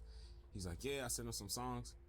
He f***ed with it. At the time, Drake was working on his If You're Reading This, It's Too Late album, and Quentin had sent him the song that we now know as 10 Bands. Quentin thought Drake was just gonna hop on the track and he was gonna get a feature, but OVO Sound was only interested in him as a songwriter. Since Quentin had nothing to lose, he joined the team, got in the studio with Drake, and helped write Used To, Legend, 6 Man, and 10 Bands. Notice how this was very similar to The Weeknd's initiation into OVO Sound, but this time, Drake kept Quentin a secret. He did not shout him out or give him any publicity. With the help of Quentin's writing, If You're Reading This, It's Too Late sold 535,000 copies in the first week, landing it at #1 on the Billboard Hot 100. This album is my personal favorite and also universally agreed upon by Drake fans to be one of his top 3 albums. At the time, I don't know, it just felt like a dream because everybody was just so welcoming. It just felt so cool. I felt like I was a part of the shit. Like, Drake literally was looking me in my face like, "Yo, man, this album wouldn't be possible if it weren't for you. Like, you really helped. You have no idea, da-da-da." But I'm sure you're noticing a pattern here. Drake swoops up buzzing artists with their finger on the pulse of the hot new sound in hip-hop. He offers them a chance to work with the biggest artists in the game. But the caveat is, you also have to write for him, which usually leads to you giving your best material and ideas to him. Some people see this as predatory, and preying on desperate artists is not new to the music industry. It's actually been considered standard practice for decades. But again, we talked about leverage. When you're a new artist, you're unknown, you don't really have any leverage. Why should anyone take a risk on you? How many investors invest in companies that don't have any sales? They just have an idea. Not many. Plus, the trade-off was kind of worth it for Quentin. Even though it wasn't his voice or his brand, his art and the words that he wrote were being sung by fans around the world. However, the only reason why we know who Quentin is because of Meek Mill's expose. Quentin's reference tracks got leaked to Funkmaster Flex of Hot 97. Yep, and so he makes this point. He's like, nah, Drake wasn't dissing you. He didn't write the track. Radio. Yep, and he's right. He's right.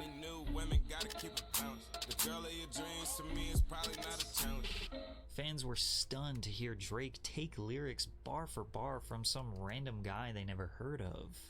When I get it, nigga, recipe. I can tell you how it happened. I can tell you about those safe house nights on Calabasas. I can tell you not a rapper. But many people wonder how Quentin's reference tracks got leaked in the first place. Well, perhaps it was DJ Drama, who was also upset at Drake over a girl. Specifically, DJ Drama's ex-wife, Summer P. Walker. So now, Drama, Drake smashed your girl.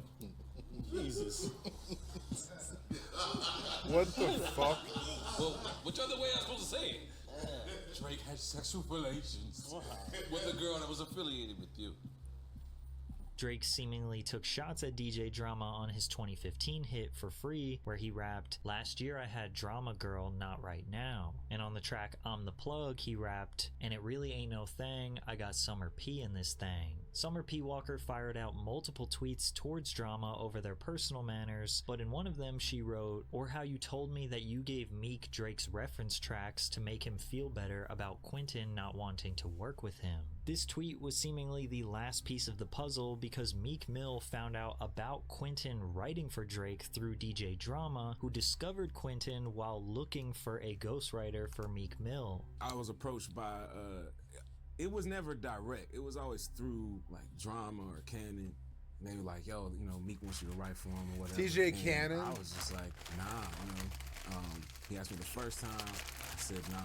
Then like maybe a week or two later, they asked me again. I said, nah, at this point, you know, Drama was very upset. He was really upset about me saying no. This puts into question the origins of the beef in the first place. Did Meek care about the culture? Did he care about the authenticity of Drake's hip-hop presence? Or was he merely jealous over a girl and the fact that a songwriter wanted to work with Drake instead of him? Regardless, Meek exposing Drake was the first time that anyone had ever tested his authenticity in hip-hop. Drake had been using writers for years, but it was mostly on pop and R&B ballads, so that's kind of par for the course. But like we said before, this is a huge issue in hip-hop. So to hear Drake rap about being a legend, doing drills, and flexing his big dog status knowing those weren't even his words had people questioning him. Drake felt like he needed to clap back and prove to the world that he could actually write his raps. He responded with a song Charged Up, and before Meek could even respond to that, he dropped another diss track called Back to Back, which absolutely exploded in popularity.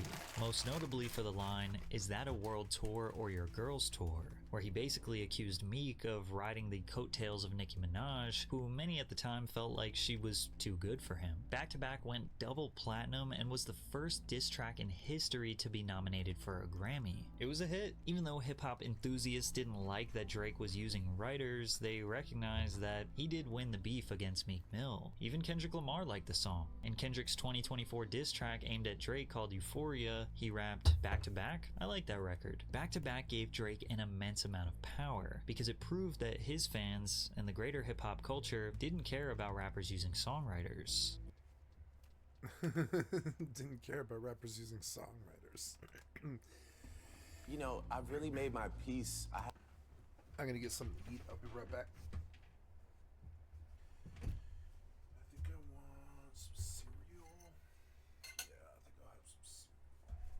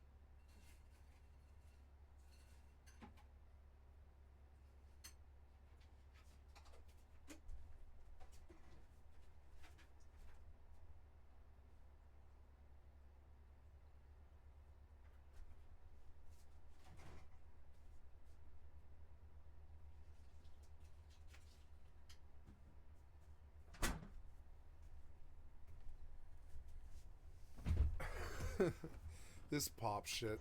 I have no embarrassment when it comes to what I did on that album. You know, I mean, I worked with somebody, I think 4 or 5 songs on that record. I pulled my weight when it came to my pen. It wasn't like I needed somebody to facilitate, you know, entire ideas. We worked together. If I need to be the poster child that took all those hits for all my peers hiding behind me that do the same thing every fucking album, that's fine, I'll do it. You know, because there's a lot of people that link up with other people and make records that you guys love. That's kind of how music is a collaborative thing, you know? It's and I understand in rap, we conduct ourselves, and I still associate myself in that community, we conduct ourselves by a few different rules. We tweak the rules a little bit in the sense that... If it's a hook, it's okay. Yeah, it's like, you know, there's things like that, you know, but, you know, with that being said, like, you know, anybody that knows me knows that my strongest talent is writing. That is my strongest talent. I'm not a great singer. I'm a good performer. I've grown into a great performer. I think you are a good singer. But my greatest talent is writing, you know, and that's why people ask me to write songs for them. That's why people like to get in the room and write with me. There is no arguing against the fact that Drake is a proficient songwriter himself. I mean, even if he's just getting ideas from other people or what they call in the industry as starters, he still knows what to change and what words to say and how to structure the song in its entirety for it to become a hit. But to suggest he needs other people to write his songs is just false, as he has countless hit songs that were written entirely by himself. But from a business perspective, there is no doubt that building a coalition of fantastic writers will make your life easier, which is why literally every artist in every other genre in the music industry does it. I have even participated in writing sessions with artists that I documented on YouTube, and 9 times out of 10, it is easier and just more enjoyable to collaborate on music with other people. And most of the time, fans don't care about how the song was made. They either connect with it or they don't. Drake also makes a great point that his peers use writers, yet he is the one catching flack for it. One rapper that is notorious for using songwriters is Kanye West. Drake has even written a handful of songs for Ye, but you never hear anyone questioning his lyrical ability or his authenticity as it pertains to music. And if you still don't buy into that, listen to Ye explain it. I'll be having like 12 writers in the studio that don't add up to Drake. God's version and be like, oh, Drake just said. That's why it was interesting when he heard 30 Hours, because Drake wrote that for me. I sent him like, boom, here I got like this many ideas. Like the line I had, like, I was nervous to do Victoria's Secret show until I pictured everybody with no clothes. And I sent it to Drake, and Drake took it and barred it out and wrote the whole rap. You understand like how much easier my life would be if Drake would just like write my raps for me? You know what I'm saying? I'm sure everyone wished they had that luxury, but But Joe Budden, retired rapper turned podcast host, claims that Drake is just different. He needs to abide by different rules. Yeah, but Drake's was a little telling. The Drake's it wasn't on the same level of Milli Vanilli. Drake was on an easy 7-year run of not a whack verse at one point. That's true. He was the first one to he was talking ultra slick. I'm sound like it's me featuring me. You niggas need me. Like, whoa. Yeah. Like, so we can't hear a ref track then. I guess it was the shock to it. Or it's tough. A lot of people felt that Drake needed to abide by different rules and standards, but they don't seem to have them clearly defined. And although it seems like I'm beating a dead horse here, it's really important to know that this is quite literally the origin of what would become the slow unraveling of Drake's career. It all started with this ghostwriter stuff. Literally every single modern rapper has used songwriters at some point, and most people understood this, which is why nobody outside of Drake's haters really cared about the ghostwriter revelations. Nothing Meek Mill did really lowered Drake's authenticity, status, or value. It arguably just made him more popular. It's no surprise that all this beef started over a girl when Drake has built a reputation for taunting other rappers over women. The perfect example of this was when he got into a physical altercation with Chris Brown over Rihanna. Rihanna became close to Drizzy after their collaboration on Take Care. At this point, Chris and Drake had been cordial for several years, having performed and recorded music together in early 2010. Around that time, rumors began circulating that Drake and Rihanna were dating. which Drake denied. Chris and Drake continued to be seen together, publicly attending basketball games and nightclub events. Drake later remixed Chris's hit single, Deuces, while Chris jumped on the Marvin's Room remix. In June of 2012, both men found themselves at a nightclub called Whip in New York City. Chris and his entourage arrived at the club first. Drake and his entourage entered sometime later, and immediately there was a shift in the vibe of the room. Apparently, Drake sent a bottle over to Chris's section that had an extremely bold statement on it. Imagine how bold Drake was when Drake sends a bottle over there and with a note that says, I'm the love of your life. He did that? That was supposedly the note. And right then, beef starts. After this alleged note, witnesses told TMZ members of both entourages rushed in and began shoving each other, causing a fight to break out and bottles being used as weapons. Drake was seemingly able to flex his power over other rappers by stealing their women. He even did it to Lil Wayne, the man who basically made his music career. In Kendrick's Not Like Us, he rapped, "Effed on Wayne girl while he was in jail. That's conniving. Then get his face tatted like a bitch apologizing." Wayne published a book about his 8-month stint in prison called Gone Till November, A Journal of Rikers Island. In the book, he wrote, "I'm used to arguing with my girl daily, but finding out that she effed Drake was the absolute worst thing I could have found out. When Drizzy came to see me, he was like, yeah, it's true. Don't F with her like that, cause I did F her." In the book, there's a part in the book where you say that he came in and told you that he had smashed one of your girls. Oh, when he wrap up? Oh, I wasn't worried about that. I mean, I was just, that's just how life goes when you locked up. Yeah, I know. That's just how life goes when you're locked up. You hear it? But she's done. You moved on. Life is good. Life is good. Will you rap about that? Do you think it'll end up on a song? Maybe you two might, No. No.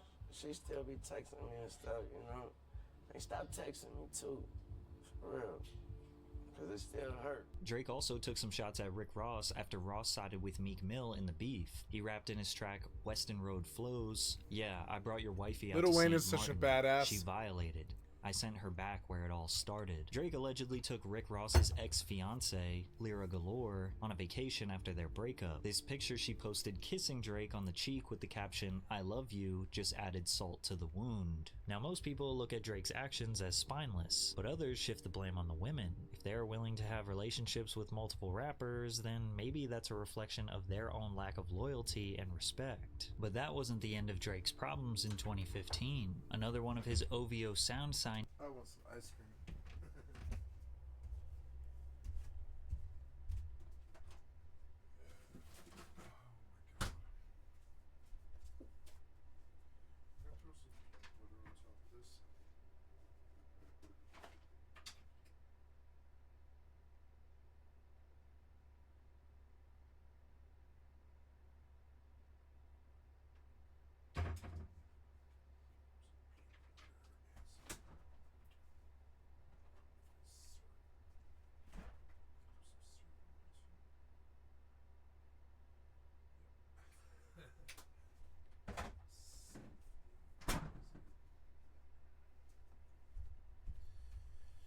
I put peanut butter and Hershey syrup in this Tillamook mudslide. And he's vocalized some of the chaos and mistreatment at the label, causing fans to dive even deeper into the OVO sweatshop allegations. That signee was Isla McConan, the artist that blew up from his hit song Got the Club Going Up on a Tuesday. McConan was a relatively unknown artist to the public, but was well connected in the Atlanta hip-hop scene. After the song gained some momentum online, Sunny Digital, esteemed trap producer who made the beat, got a text from Drake. I was like, "Who's this?" And they said Drake. I just hit him back. It was him. He just asked him if he can get on the song and shit though. And I'm like, man, I don't know what you asking me for. Like, shit. Man, let me call you right back. Let me call McConan right quick and see what's up. And McConan was like, of course, like, that's not even the question. McConan didn't even think twice and was excited for Drake to jump on the remix. On September 1st, 2014, they released the song and it launched up to number 12 on the Billboard Hot 100. McConan signed to OVO Sound and immediately released his debut album. Another artist that generated buzz organically, and Drake seemingly swooped in and hopped on their wave. A lot of people attempted to criticize him for finding these younger artists and then in a sense exploiting and biting their style. Like I know when he put up a post on Instagram dancing to a track by Kodak Black and Earl Sweatshirt. He had his words and he wasn't really feeling it so much. What do you say in regards to that, since you know it benefited you and you don't take it as that? I feel like it's not bad at all. I mean, Drake is like the biggest artist in our genre, you know what I'm saying, or like in music, right? And it's like, so if a lot of people are paying attention to him and he's paying attention to us, then that's bringing us out, you know what I'm saying? That's helping bring us new artists out to the world stage, rather than it's like it's just Drake, and you know what I'm saying, like all those people over there can't get a shine. It's like he's in his shine, he's giving everybody else shine as well. It's like reflected. But this didn't really seem like fair criticism, since Drake signed McConan, and McConan had a few singles after Tuesday that were making the rounds in the clubs and online, such as I Don't Sell Molly No More and I Like To. So it seemed like the label was helping I Don't Sell Molly No until More. some of McConan's old tweets resurfaced that would sour the relationship. Tweets where McConan called Drake corny and criticized anyone who was a fan of his music. McConan claims he simply was young, online, and saying wild stuff just to get attention, to get a reaction. As if that wasn't bad enough, 2 months later, McConan claims his Twitter was hacked, where someone made a handful of disparaging tweets, including one that read, F Drake and F OVO for getting on Fetty Wap's remix and leaving me in the cold. If you were Drake and you let the first run of tweets slide, would you forgive him again for the second time? Even if someone was sabotaging McConan's career, this could easily be seen as a business liability. McConan says that they never really spoke again after that interaction, and then McConan proceeded to drop one of the worst freestyles in hip-hop history over 3 different Drake beats. He starts off the freestyle with a sigh of relief saying, I finally get to show y'all, then proceeds to show us how terrible he is at freestyling. I'm an actor boy. Around, I'm in the field like a tractor boy, going krill breezeway.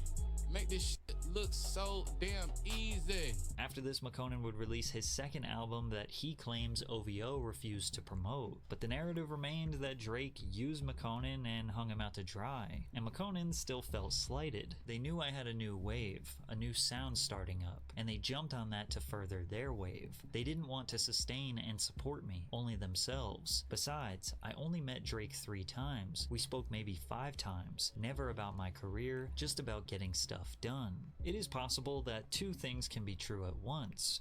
Drake may have stolen his wave, but at the end of the day, in the music industry, you have to handle your own business and look out for yourself. McConan sabotaged his own career with the tweets and was making objectively bad music. But McConan was just one of the many Atlanta artists that Drake would eventually collaborate with. He dropped an entire project alongside Atlanta legend Future called What a Time to Be Alive. This project came just 2 months after Future released his most successful album of his career, Dirty Sprite 2. So Drake's timing couldn't be more calculated. Drake's strategic collaborations inspired Kendrick's Not Like Us bar, you run to Atlanta when you need a few dollars, no, you not a colleague, you a effin' colonizer. But that second line goes a little deeper than just stealing a new rapper's wave. Although Drake was facing the worst public mauling of his career after What a Time to Be Alive, with hits like Jumpman, Diamonds Dancing, and Big Rings dominating the radio and clubs, fans could care less about his beefs. They just wanted him to drop his highly anticipated project, Views. Drake's 2016 album Views sold 852,000 copies in the first week, earning him his 4th #1 spot on the Hot 200. All 20 songs from the album charted on the Billboard Hot 100, and it is still his most successful album to date with over 7 million units sold. Yet much of the success can be attributed to its pop appeal. One Dance, Hotline Bling, Too Good, Controlla, Feel No Ways is a hodgepodge of dancey tracks inspired by different popular music genres around the world. Although Drake had been making pop records for years now, they typically felt like one-off singles. His albums were usually hip-hop based, which is where his core fans wanted him to stay. Views was an obvious attempt to see how far he could fully extend outside of hip-hop. It's a shame if you don't notice the shit.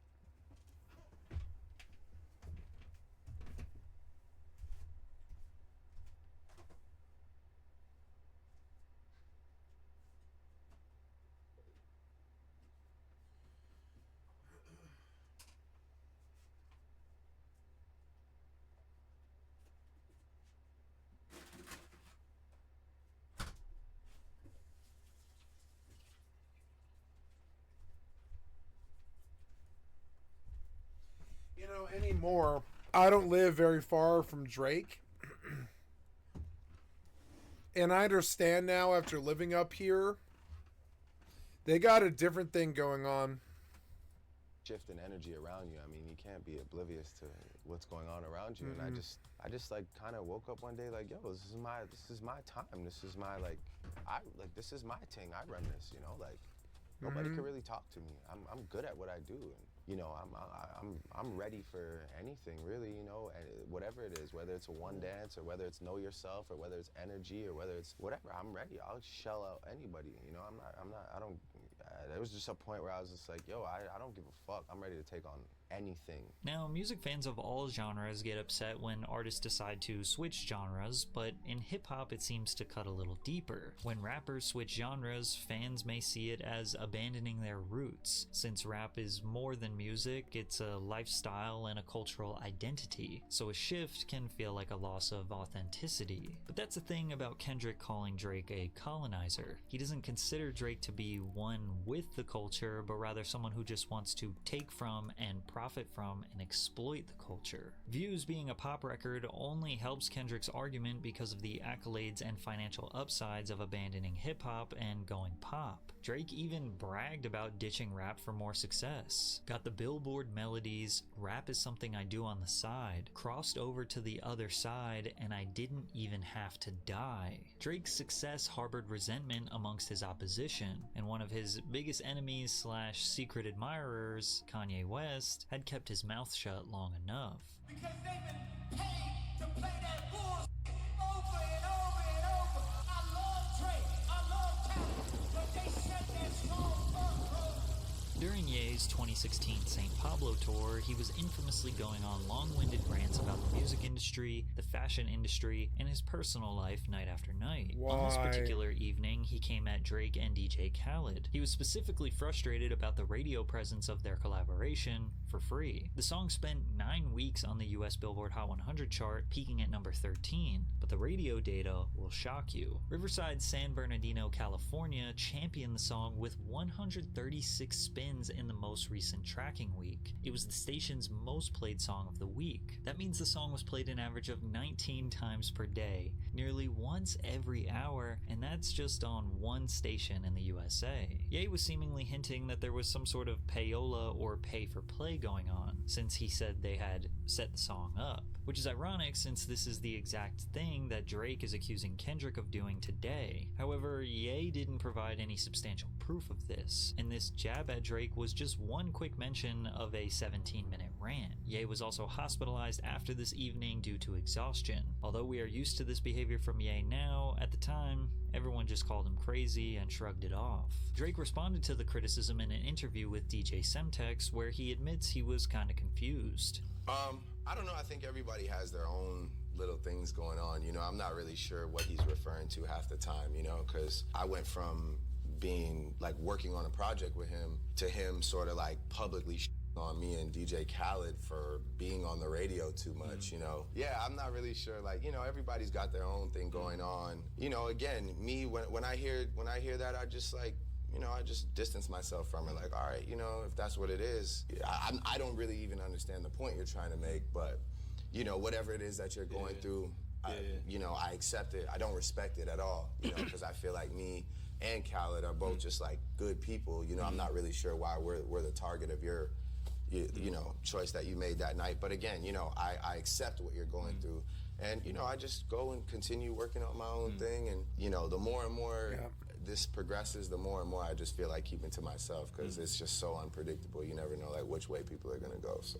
At this point, Ye and Drake were actually on good terms. I believe Drake is being genuine here. Drake had helped Ye write a few records on the life of Pablo, and they only ever expressed positive sentiments about each other up until this point. Now, aside from the obvious mental health issues he was struggling with, Ye was seemingly just jealous that a throwaway Drake record for free was outperforming any of the Life of Pablo songs on the radio. radio. 2016 was yet another summer dominated by Drake. However, 2017 would go down as a pivotal year for Drake. For his entire career up until this point, he rode the waves of the new generation rappers, only to further his own career and watch them crumble. Well, one artist was not going to let that happen, and his name was XXXTentacion. X had built one of the most loyal and die-hard fan bases hip-hop had ever seen, and he did it exclusively on SoundCloud. In late 2016 and early 2017, X's iconic song Look at Me started blowing up online. The crazy part was X was locked up in Broward County Jail with charges for robbery, assault with a deadly weapon, and home invasion.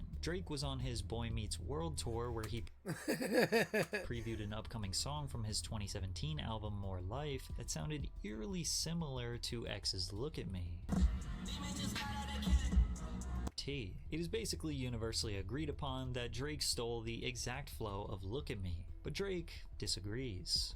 I'm just like, yo, it's crazy that people think that after all this time, after all I've been through, that I'm the type of person to go some song that's on SoundCloud. It doesn't have like 2 plays. It has plays, you know, he has his cult following, and go and think that I'm gonna like take that and make it my own. Like, I'm not stupid. I'm not like a person like that, you know? Considering Drake has never made anything that sounds like that song before or after, and he is known to just jump on new rappers' waves that they're creating, he seems to be flat out lying here. But X was different from other rappers that came before him. He wasn't gonna let Drake get away with this, and he was going to do everything in his power to let the world know where Drake got that flow. He took to Twitter to express his frustrations. I'm not gonna say no names, but it's funny how one of my guys hit me up saying, Drake watched your interview and messes with you. Now this dude is trying to play it safe and play it innocent. But it's cool, we all know Hotline Bling was a bite of Cha-Cha. I'm not the first dude he bit, nor will I be the last. Drake is a pussy.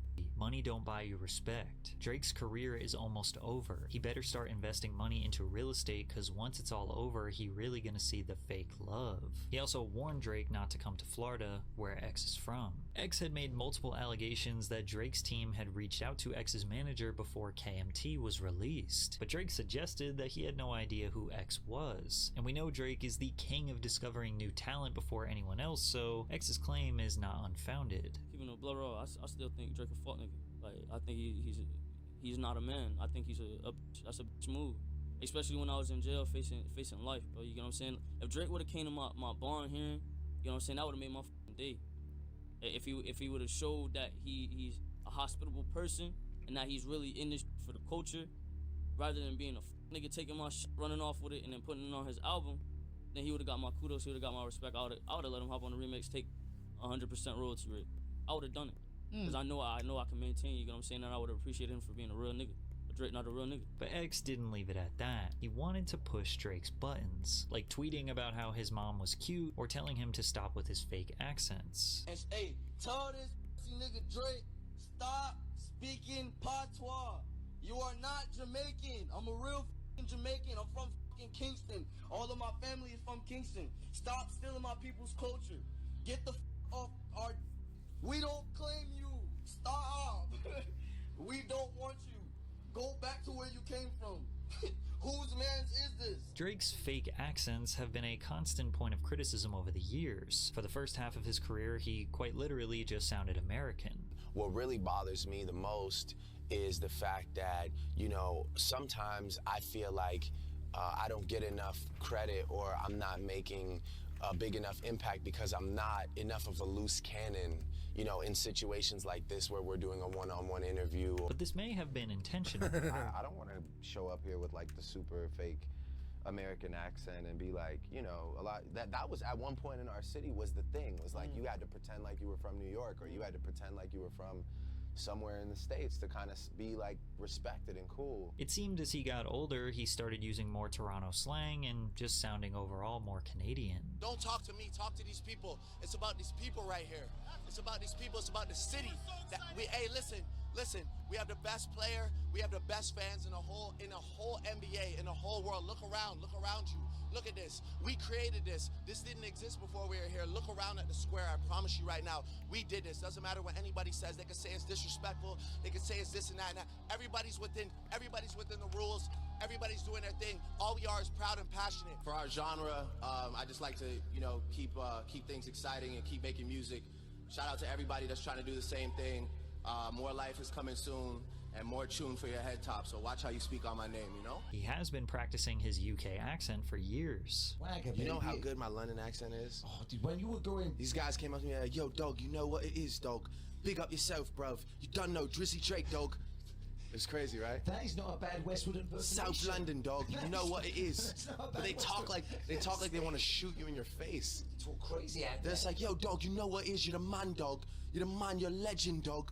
Right? And he's even experimented with this hybrid Jamaican, Caribbean, British, I don't even know what to call this. Set the thing dead and trust me, headshot them bomber. Oh, what's poppin', man's never been in marquee when it's shut down, eh? Kendrick Lamar even addressed his accent changes in Euphoria with the line, "It's no accent you can sell me, huh?" Or in the chilling Meet the Grams diss track, he said, "You lied about your accent and your past tense. All is perjury." Drake has addressed this multiple times. He doesn't think it's a big deal. I still love making music, and part of loving it is a challenge, right? Like I need new challenges. So, people often question like, oh, why, all of a sudden you're switching your accent and making this type of music. It's not that. It's just, at the end of the day, I can't just keep doing the same thing over and over again, because one, you'll get used to it and then you'll be over it, and two, for me, it's like, I want to try my hand at something, and I don't really think I fucked it up yet. Many have called him a culture vulture for essentially just shape-shifting and molding to whatever culture he is trying to exploit. But Drake says he's not exploiting, he's just showing love. Like, even the definition of appropriating a culture is not supporting that culture, doing songs with people who are deeply rooted in that culture, giving opportunity to people who are in that culture. That's not appropriating. Appropriating is taking it for your own personal gain and denying that it was ever inspired from this. That's the true disservice that somebody could do to the UK, to dancehall, to Afro beats. Me, I've always, anytime I embark on one of those journeys, I ensure that I'm not only paying all due respects verbally, but like I make a point to give opportunity to people that I respect, Regardless, X was coming at Drake's neck like nobody had ever seen before, straight up laughing in his face. Tell everybody in OVO, suck my, spit on it, eat it up, gobble it up, don't you spit, Listen, Lil Wayne made that nigga. Drake saying they found him like this, man. Lil Wayne made you ass nigga. Pay your homage, nigga. Yeah, I leave my age in there.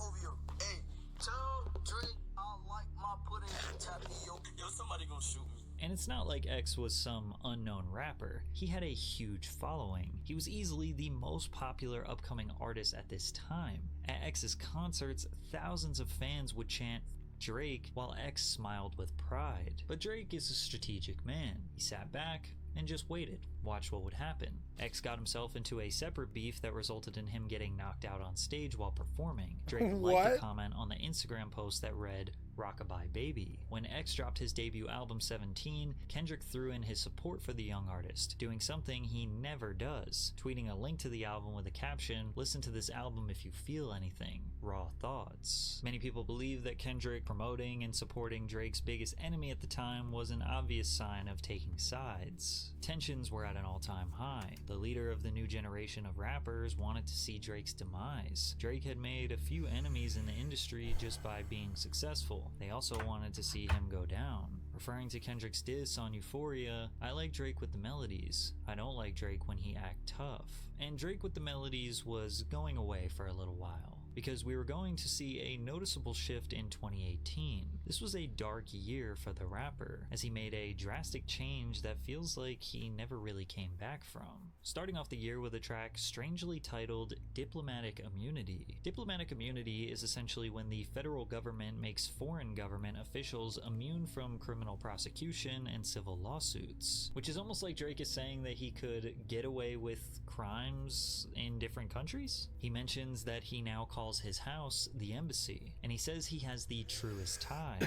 potentially referring to his connections with Drake Prince. In this track, Drake talked about nearly every single thing that would lead to his demise, or at least the things that other people would use against him. Drake raps in an angry, restless tone over a dark trap beat. All that peace and that unity, that weak shit'll ruin me. He basically talks about how his sleep schedule and alcohol use is destroying him. My body isn't much of a sacred temple with vodka and wine, and sleep at opposite times. I listen to heavy metal for meditation, no silence, waking up at 6 p.m. like, where does the day go? He mentions people challenging his identity as a black man.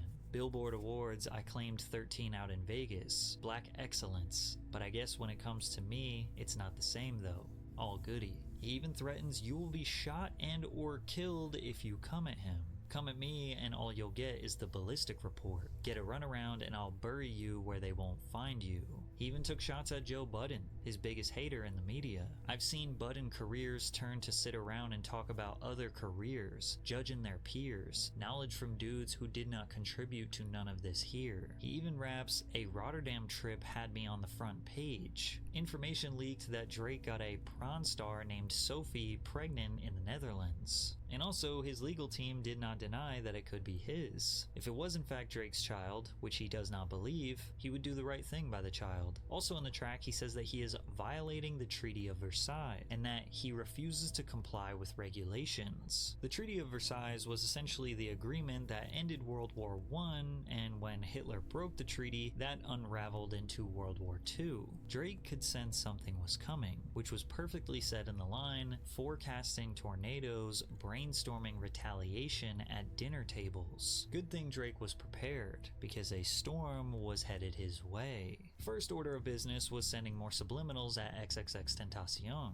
In 2018, X was on a path of redemption. Many people were... I don't know who XXXTentacion is even. I've never heard any of his music.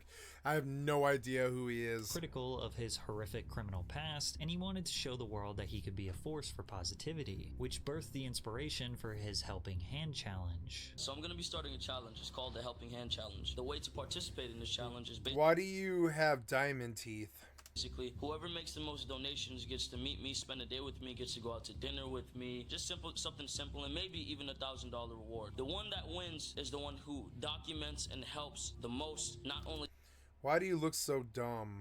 Homeless, but the most people in need. A couple weeks later, Drake posted this similar message on his Instagram story. I'm not into challenges on IG, I find them annoying, but today I'm going to challenge everyone to just go out and do something for someone. Anything. The smallest thing just to bring another human some joy, and please tag me in it somehow so I can see all the love being spread. You don't have to play the song in the background or have some hashtag. This isn't about streams and all the other tactics being used. Just go be kind in any way you can, and let's all watch the world be nice to each other, even if it's for 24 hours. In addition to this post, Drake released a music video to his hit song, God's Plan, where he says that the budget for the video was $1 million, and he used nearly the entire budget giving money and resources to families, college students, or people in need. Additionally, the video was filmed in Miami, Florida, the city where X is from. This back and forth might be the most positive exchange in rap history, and while X recognized and didn't appreciate that Drake was trolling him, he still thanked him for participating in his challenge and asked if they could do some charity work together. Also that same exact day, X posted a cryptic message on Instagram saying, "If anyone tries to kill me, it was Drake," and then posted a picture on Twitter of a Drake lookalike pleasuring another man. Drake chose to ignore X once again. He also chose to ignore Kanye West, who stole a beat called Lift Yourself that was specifically made for Drake's album, only to rap poopity scoop and other childish lyrics. Ye hijacked the beat of what could have been another classic Drake record just because he didn't like him and he wanted to do a little bit of trolling. But Drake stayed focused. He didn't want to give his opposition any attention. But then Pusha T came out of nowhere and was about to drastically impact Drake's career. While Drizzy was gearing up to release his 8th studio album Scorpion, Pusha T, a longtime rival of Drake, dropped his album Daytona. Now Pusha and Drake had taken light jabs at each other over the years, but nothing more than just two rappers with fragile egos. Since Pusha T was signed to Kanye West's imprint Good Music, naturally he was loyal to Ye. In a song called Infrared, Pusha made it very clear that he was dissing Drake with the line, "The lyric pennin' equal to Trump's winnin'. The bigger question is how the Russians did it. It was written like Nas, but it came from Quentin," which is obviously a direct reference to Quentin Miller. He also rapped, "How could you ever right these wrongs when you don't even write your songs?" Upon hearing Pusha's diss track, Drake dropped a response the very same day titled Duppy Freestyle, which some people say is a better diss track than anything he released against Kendrick. And Drake for sure held his own on this record, calling Pusha a hypocrite because Drake has written songs for Kanye West. He also expresses on this track that he feels these guys are just jealous of him, but he indulges in the beef anyways. Perhaps the craziest line Drake said was, "I could never have a Virgil in my circle and hold him back because he makes me nervous. I want to see my brothers flourish to their higher purpose." Now this lyric is a reference to a Kanye interview where he said that Virgil Abloh becoming the director of Louis Vuitton made him feel a little nervous, and Kanye seemed envious of his friend's success. The ironic part about this is, well, Drake seemingly held back, I don't know, everyone he's ever worked with. Drake also downplays the magnitude of Quentin writing for him in the line, and as for Q, man, I changed his life a couple times. He was at Kroger working double time. Y'all acting like he made the boy when I was trying to help the guy. Drake also threw in some shots questioning Pusha's validity as a self-proclaimed drug dealer. Overall, Duppy Freestyle was a pretty solid diss. It wasn't that cutthroat. That is, until he mentioned Pusha T's fiancée, Virginia. He raps, "I told you keep playing with my name and I'ma let it ring on you like Virginia Williams." Now this may seem tame, but in hip-hop the mere mention of a family member is crossing a line and asking for danger. And Pusha T was going to mention Drake's family in his next diss track, with the caveat being that nobody in the world even knew that Drake had a family. The day after Duppy Freestyle dropped, Push dropped a follow-up diss track towards Drake called The Story of Adidon. He raps, "Since you name drop my fiance, let him know who you chose as your Beyonce. Sophie knows better as your baby mother. Cleaned her up for IG, but the stench is on her. A baby's involved, it's deeper than rap. We talking character, let me keep with the facts. You are hiding a child, let that boy come home." And then he goes on to call him a deadbeat. This revelation absolutely exploded in the media. Drake has a kid and nobody knew? He's trying to hide his son, he won't let him come home? There were so many questions and not enough answers. And while the narrative that Drake was a deadbeat dad was definitely a devastating blow, Pusha went so much deeper. He attacked Drake's character, identity, bringing him to a lower level than Drake the rapper. He was speaking to Aubrey Graham, starting with the cover art itself, which features Drake dressed in blackface. Drake knew that this was a terrible look and immediately wanted to address the story behind the image. This picture is from 2007, a time in my life where I was an actor and I was working on a project that was about young black actors struggling to get roles, being stereotyped and typecast. The photos represented how African Americans were once wrongfully portrayed in entertainment. Me and my best friend were attempting to use our voice to bring awareness to the issues we dealt with all the time as black actors at auditions. This was to highlight and raise our frustrations with not always getting a fair chance in the industry and to make a point that the struggle for black actors had not changed much. Some people felt this was a reasonable response. Perhaps his heart was in the right place, but the execution was poor. Whereas others see committing blackface is unforgivable no matter what the intent was. Yeah, but Drake's black. I don't care that Drake did Always felt blackface. you weren't black enough. Afraid to grow it cause your fro wouldn't nap enough. This could be substantiated with Drake's own words. I just always felt like an outsider. I went, when I was in Forest Hill, you know, it was an all Jewish school, like, and just being biracial, but still being Jewish, so I was like kind of connected to the kids, but like sort of distant. And when, you know, when kids are young, they don't necessarily comprehend everything. Right. So it can get a little cruel and a little mean. Do you get teased a lot? Yeah, I mean, I got it, you know.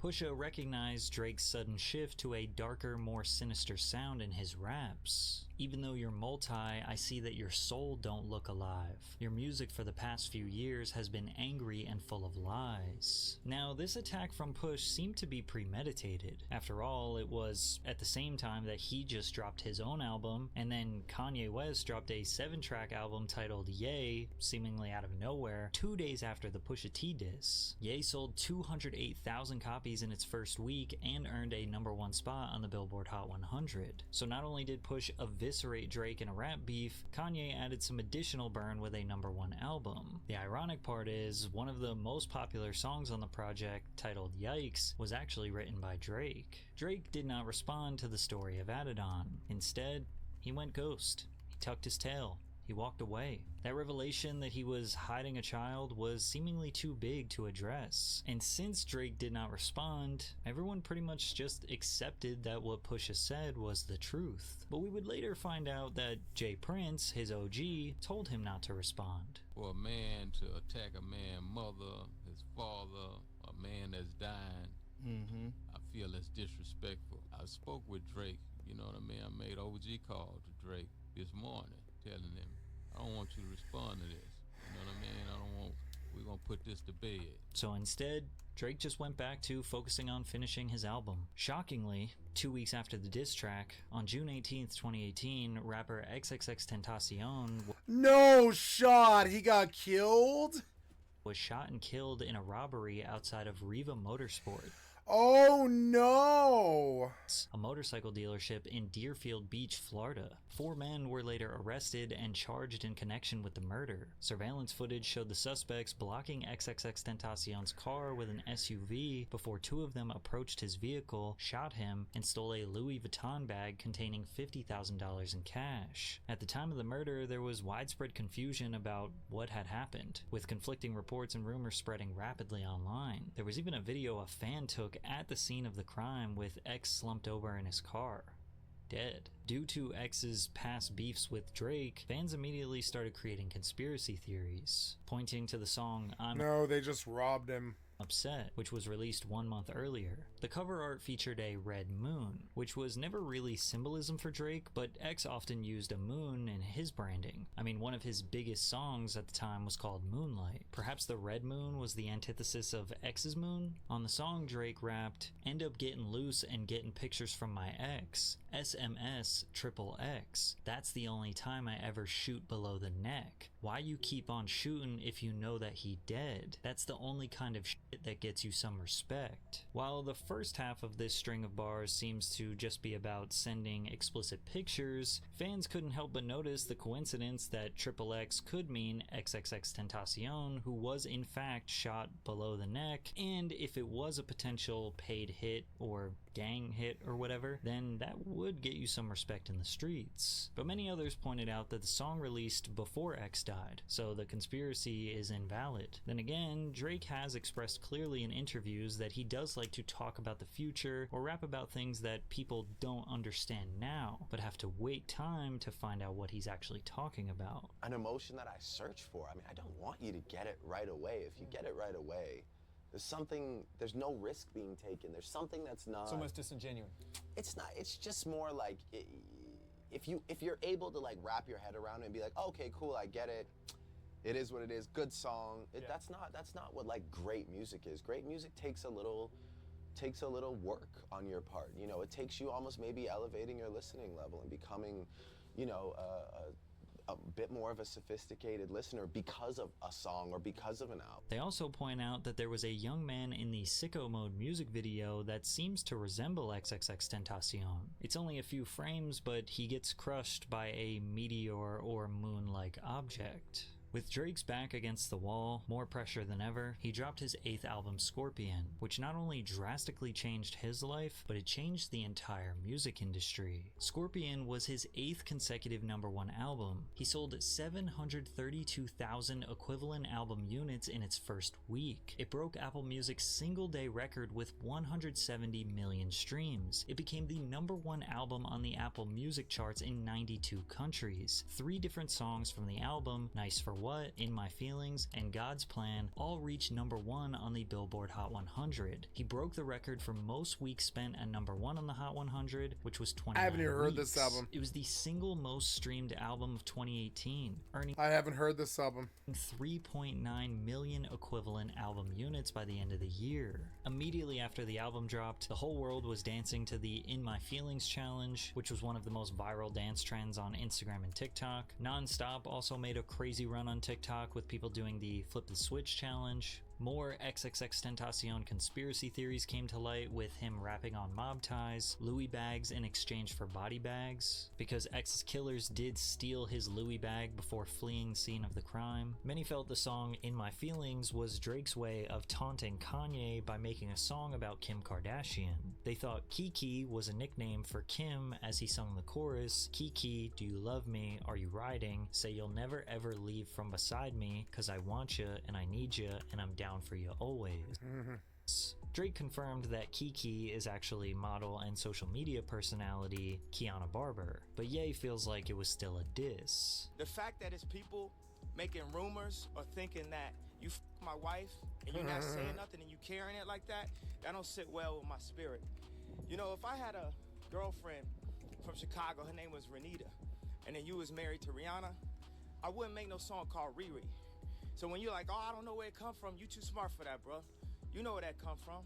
Don't make no record with nothing that could be confused. Drake did address some of the Pusha T controversies throughout the record. On the song Emotionless, he rapped, I wasn't hiding my kid from the world. I was hiding the world from my kid. Yeah. On 8 out of 10, he rapped, the only dead beats is whatever beats I've been rapping to. Drake also addressed why he specifically did not respond to Pusha. Never a matter of could I or should I. Kiss my son on the forehead, then kiss your ass goodbye. As luck would have it, I've settled into my role as the good guy. Drake was going with this narrative that he was the bigger person by not responding to the diss track, even though he responded to Meek Mill right away, and even the first diss that Pusha T did, Drake responded right away. Still to this day, Drake alleges that he had a career-ending diss track on Pusha T, but still remains a mystery. When I was making the record in response, which was a real record, I know people think it's like some myth, it was like on this Vinyls beat, and I just found myself saying things that, like, one seemed really out of character just because I was like deeply invested in the situation and getting very angry,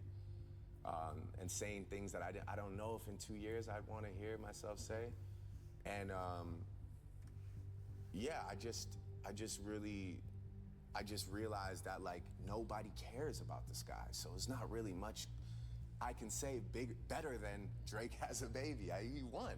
You know, he won off that. Drake may have lost the beef in terms of true hip-hop standards, but especially to his fans, it was really hard to figure out where he took the L. He had accumulated an immense amount of power in the industry after Scorpion. All of his songwriters at the OVO camp were still putting in work for him. He even added new heavy hitters to the team like Vori, who wrote on the track Mob Ties. Ye and Pusha's calculated attack did nothing to halt Drake's sales. Drake fans did not care about anything Pusha said. They didn't question his integrity, his credibility as a rapper, his parenting, his morality, nothing. As long as his music was playing in the clubs and they could dance to it, they were having fun. They didn't care about anything else. This is best summarized by Kendrick's Euphoria lyrics, I make music that electrify 'em, you make music that pacify 'em. Drake even made the description of his album every major criticism he had received in his career up until that point, and at the end he writes, yeah, we know, and just shrugs off all the criticism. This is very representative of the attitude that Drake fans hold.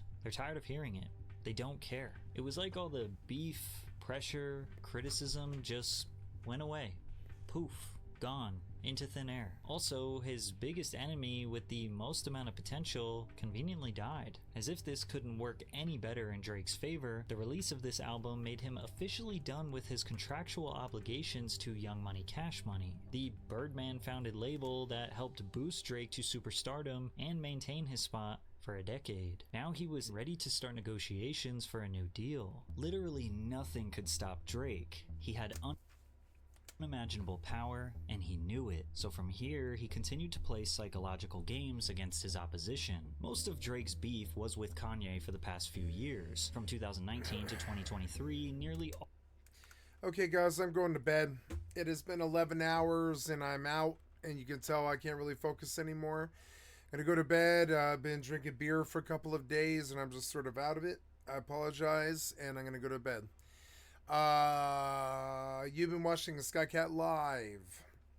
This whole session was recorded in its 11 hours entirety.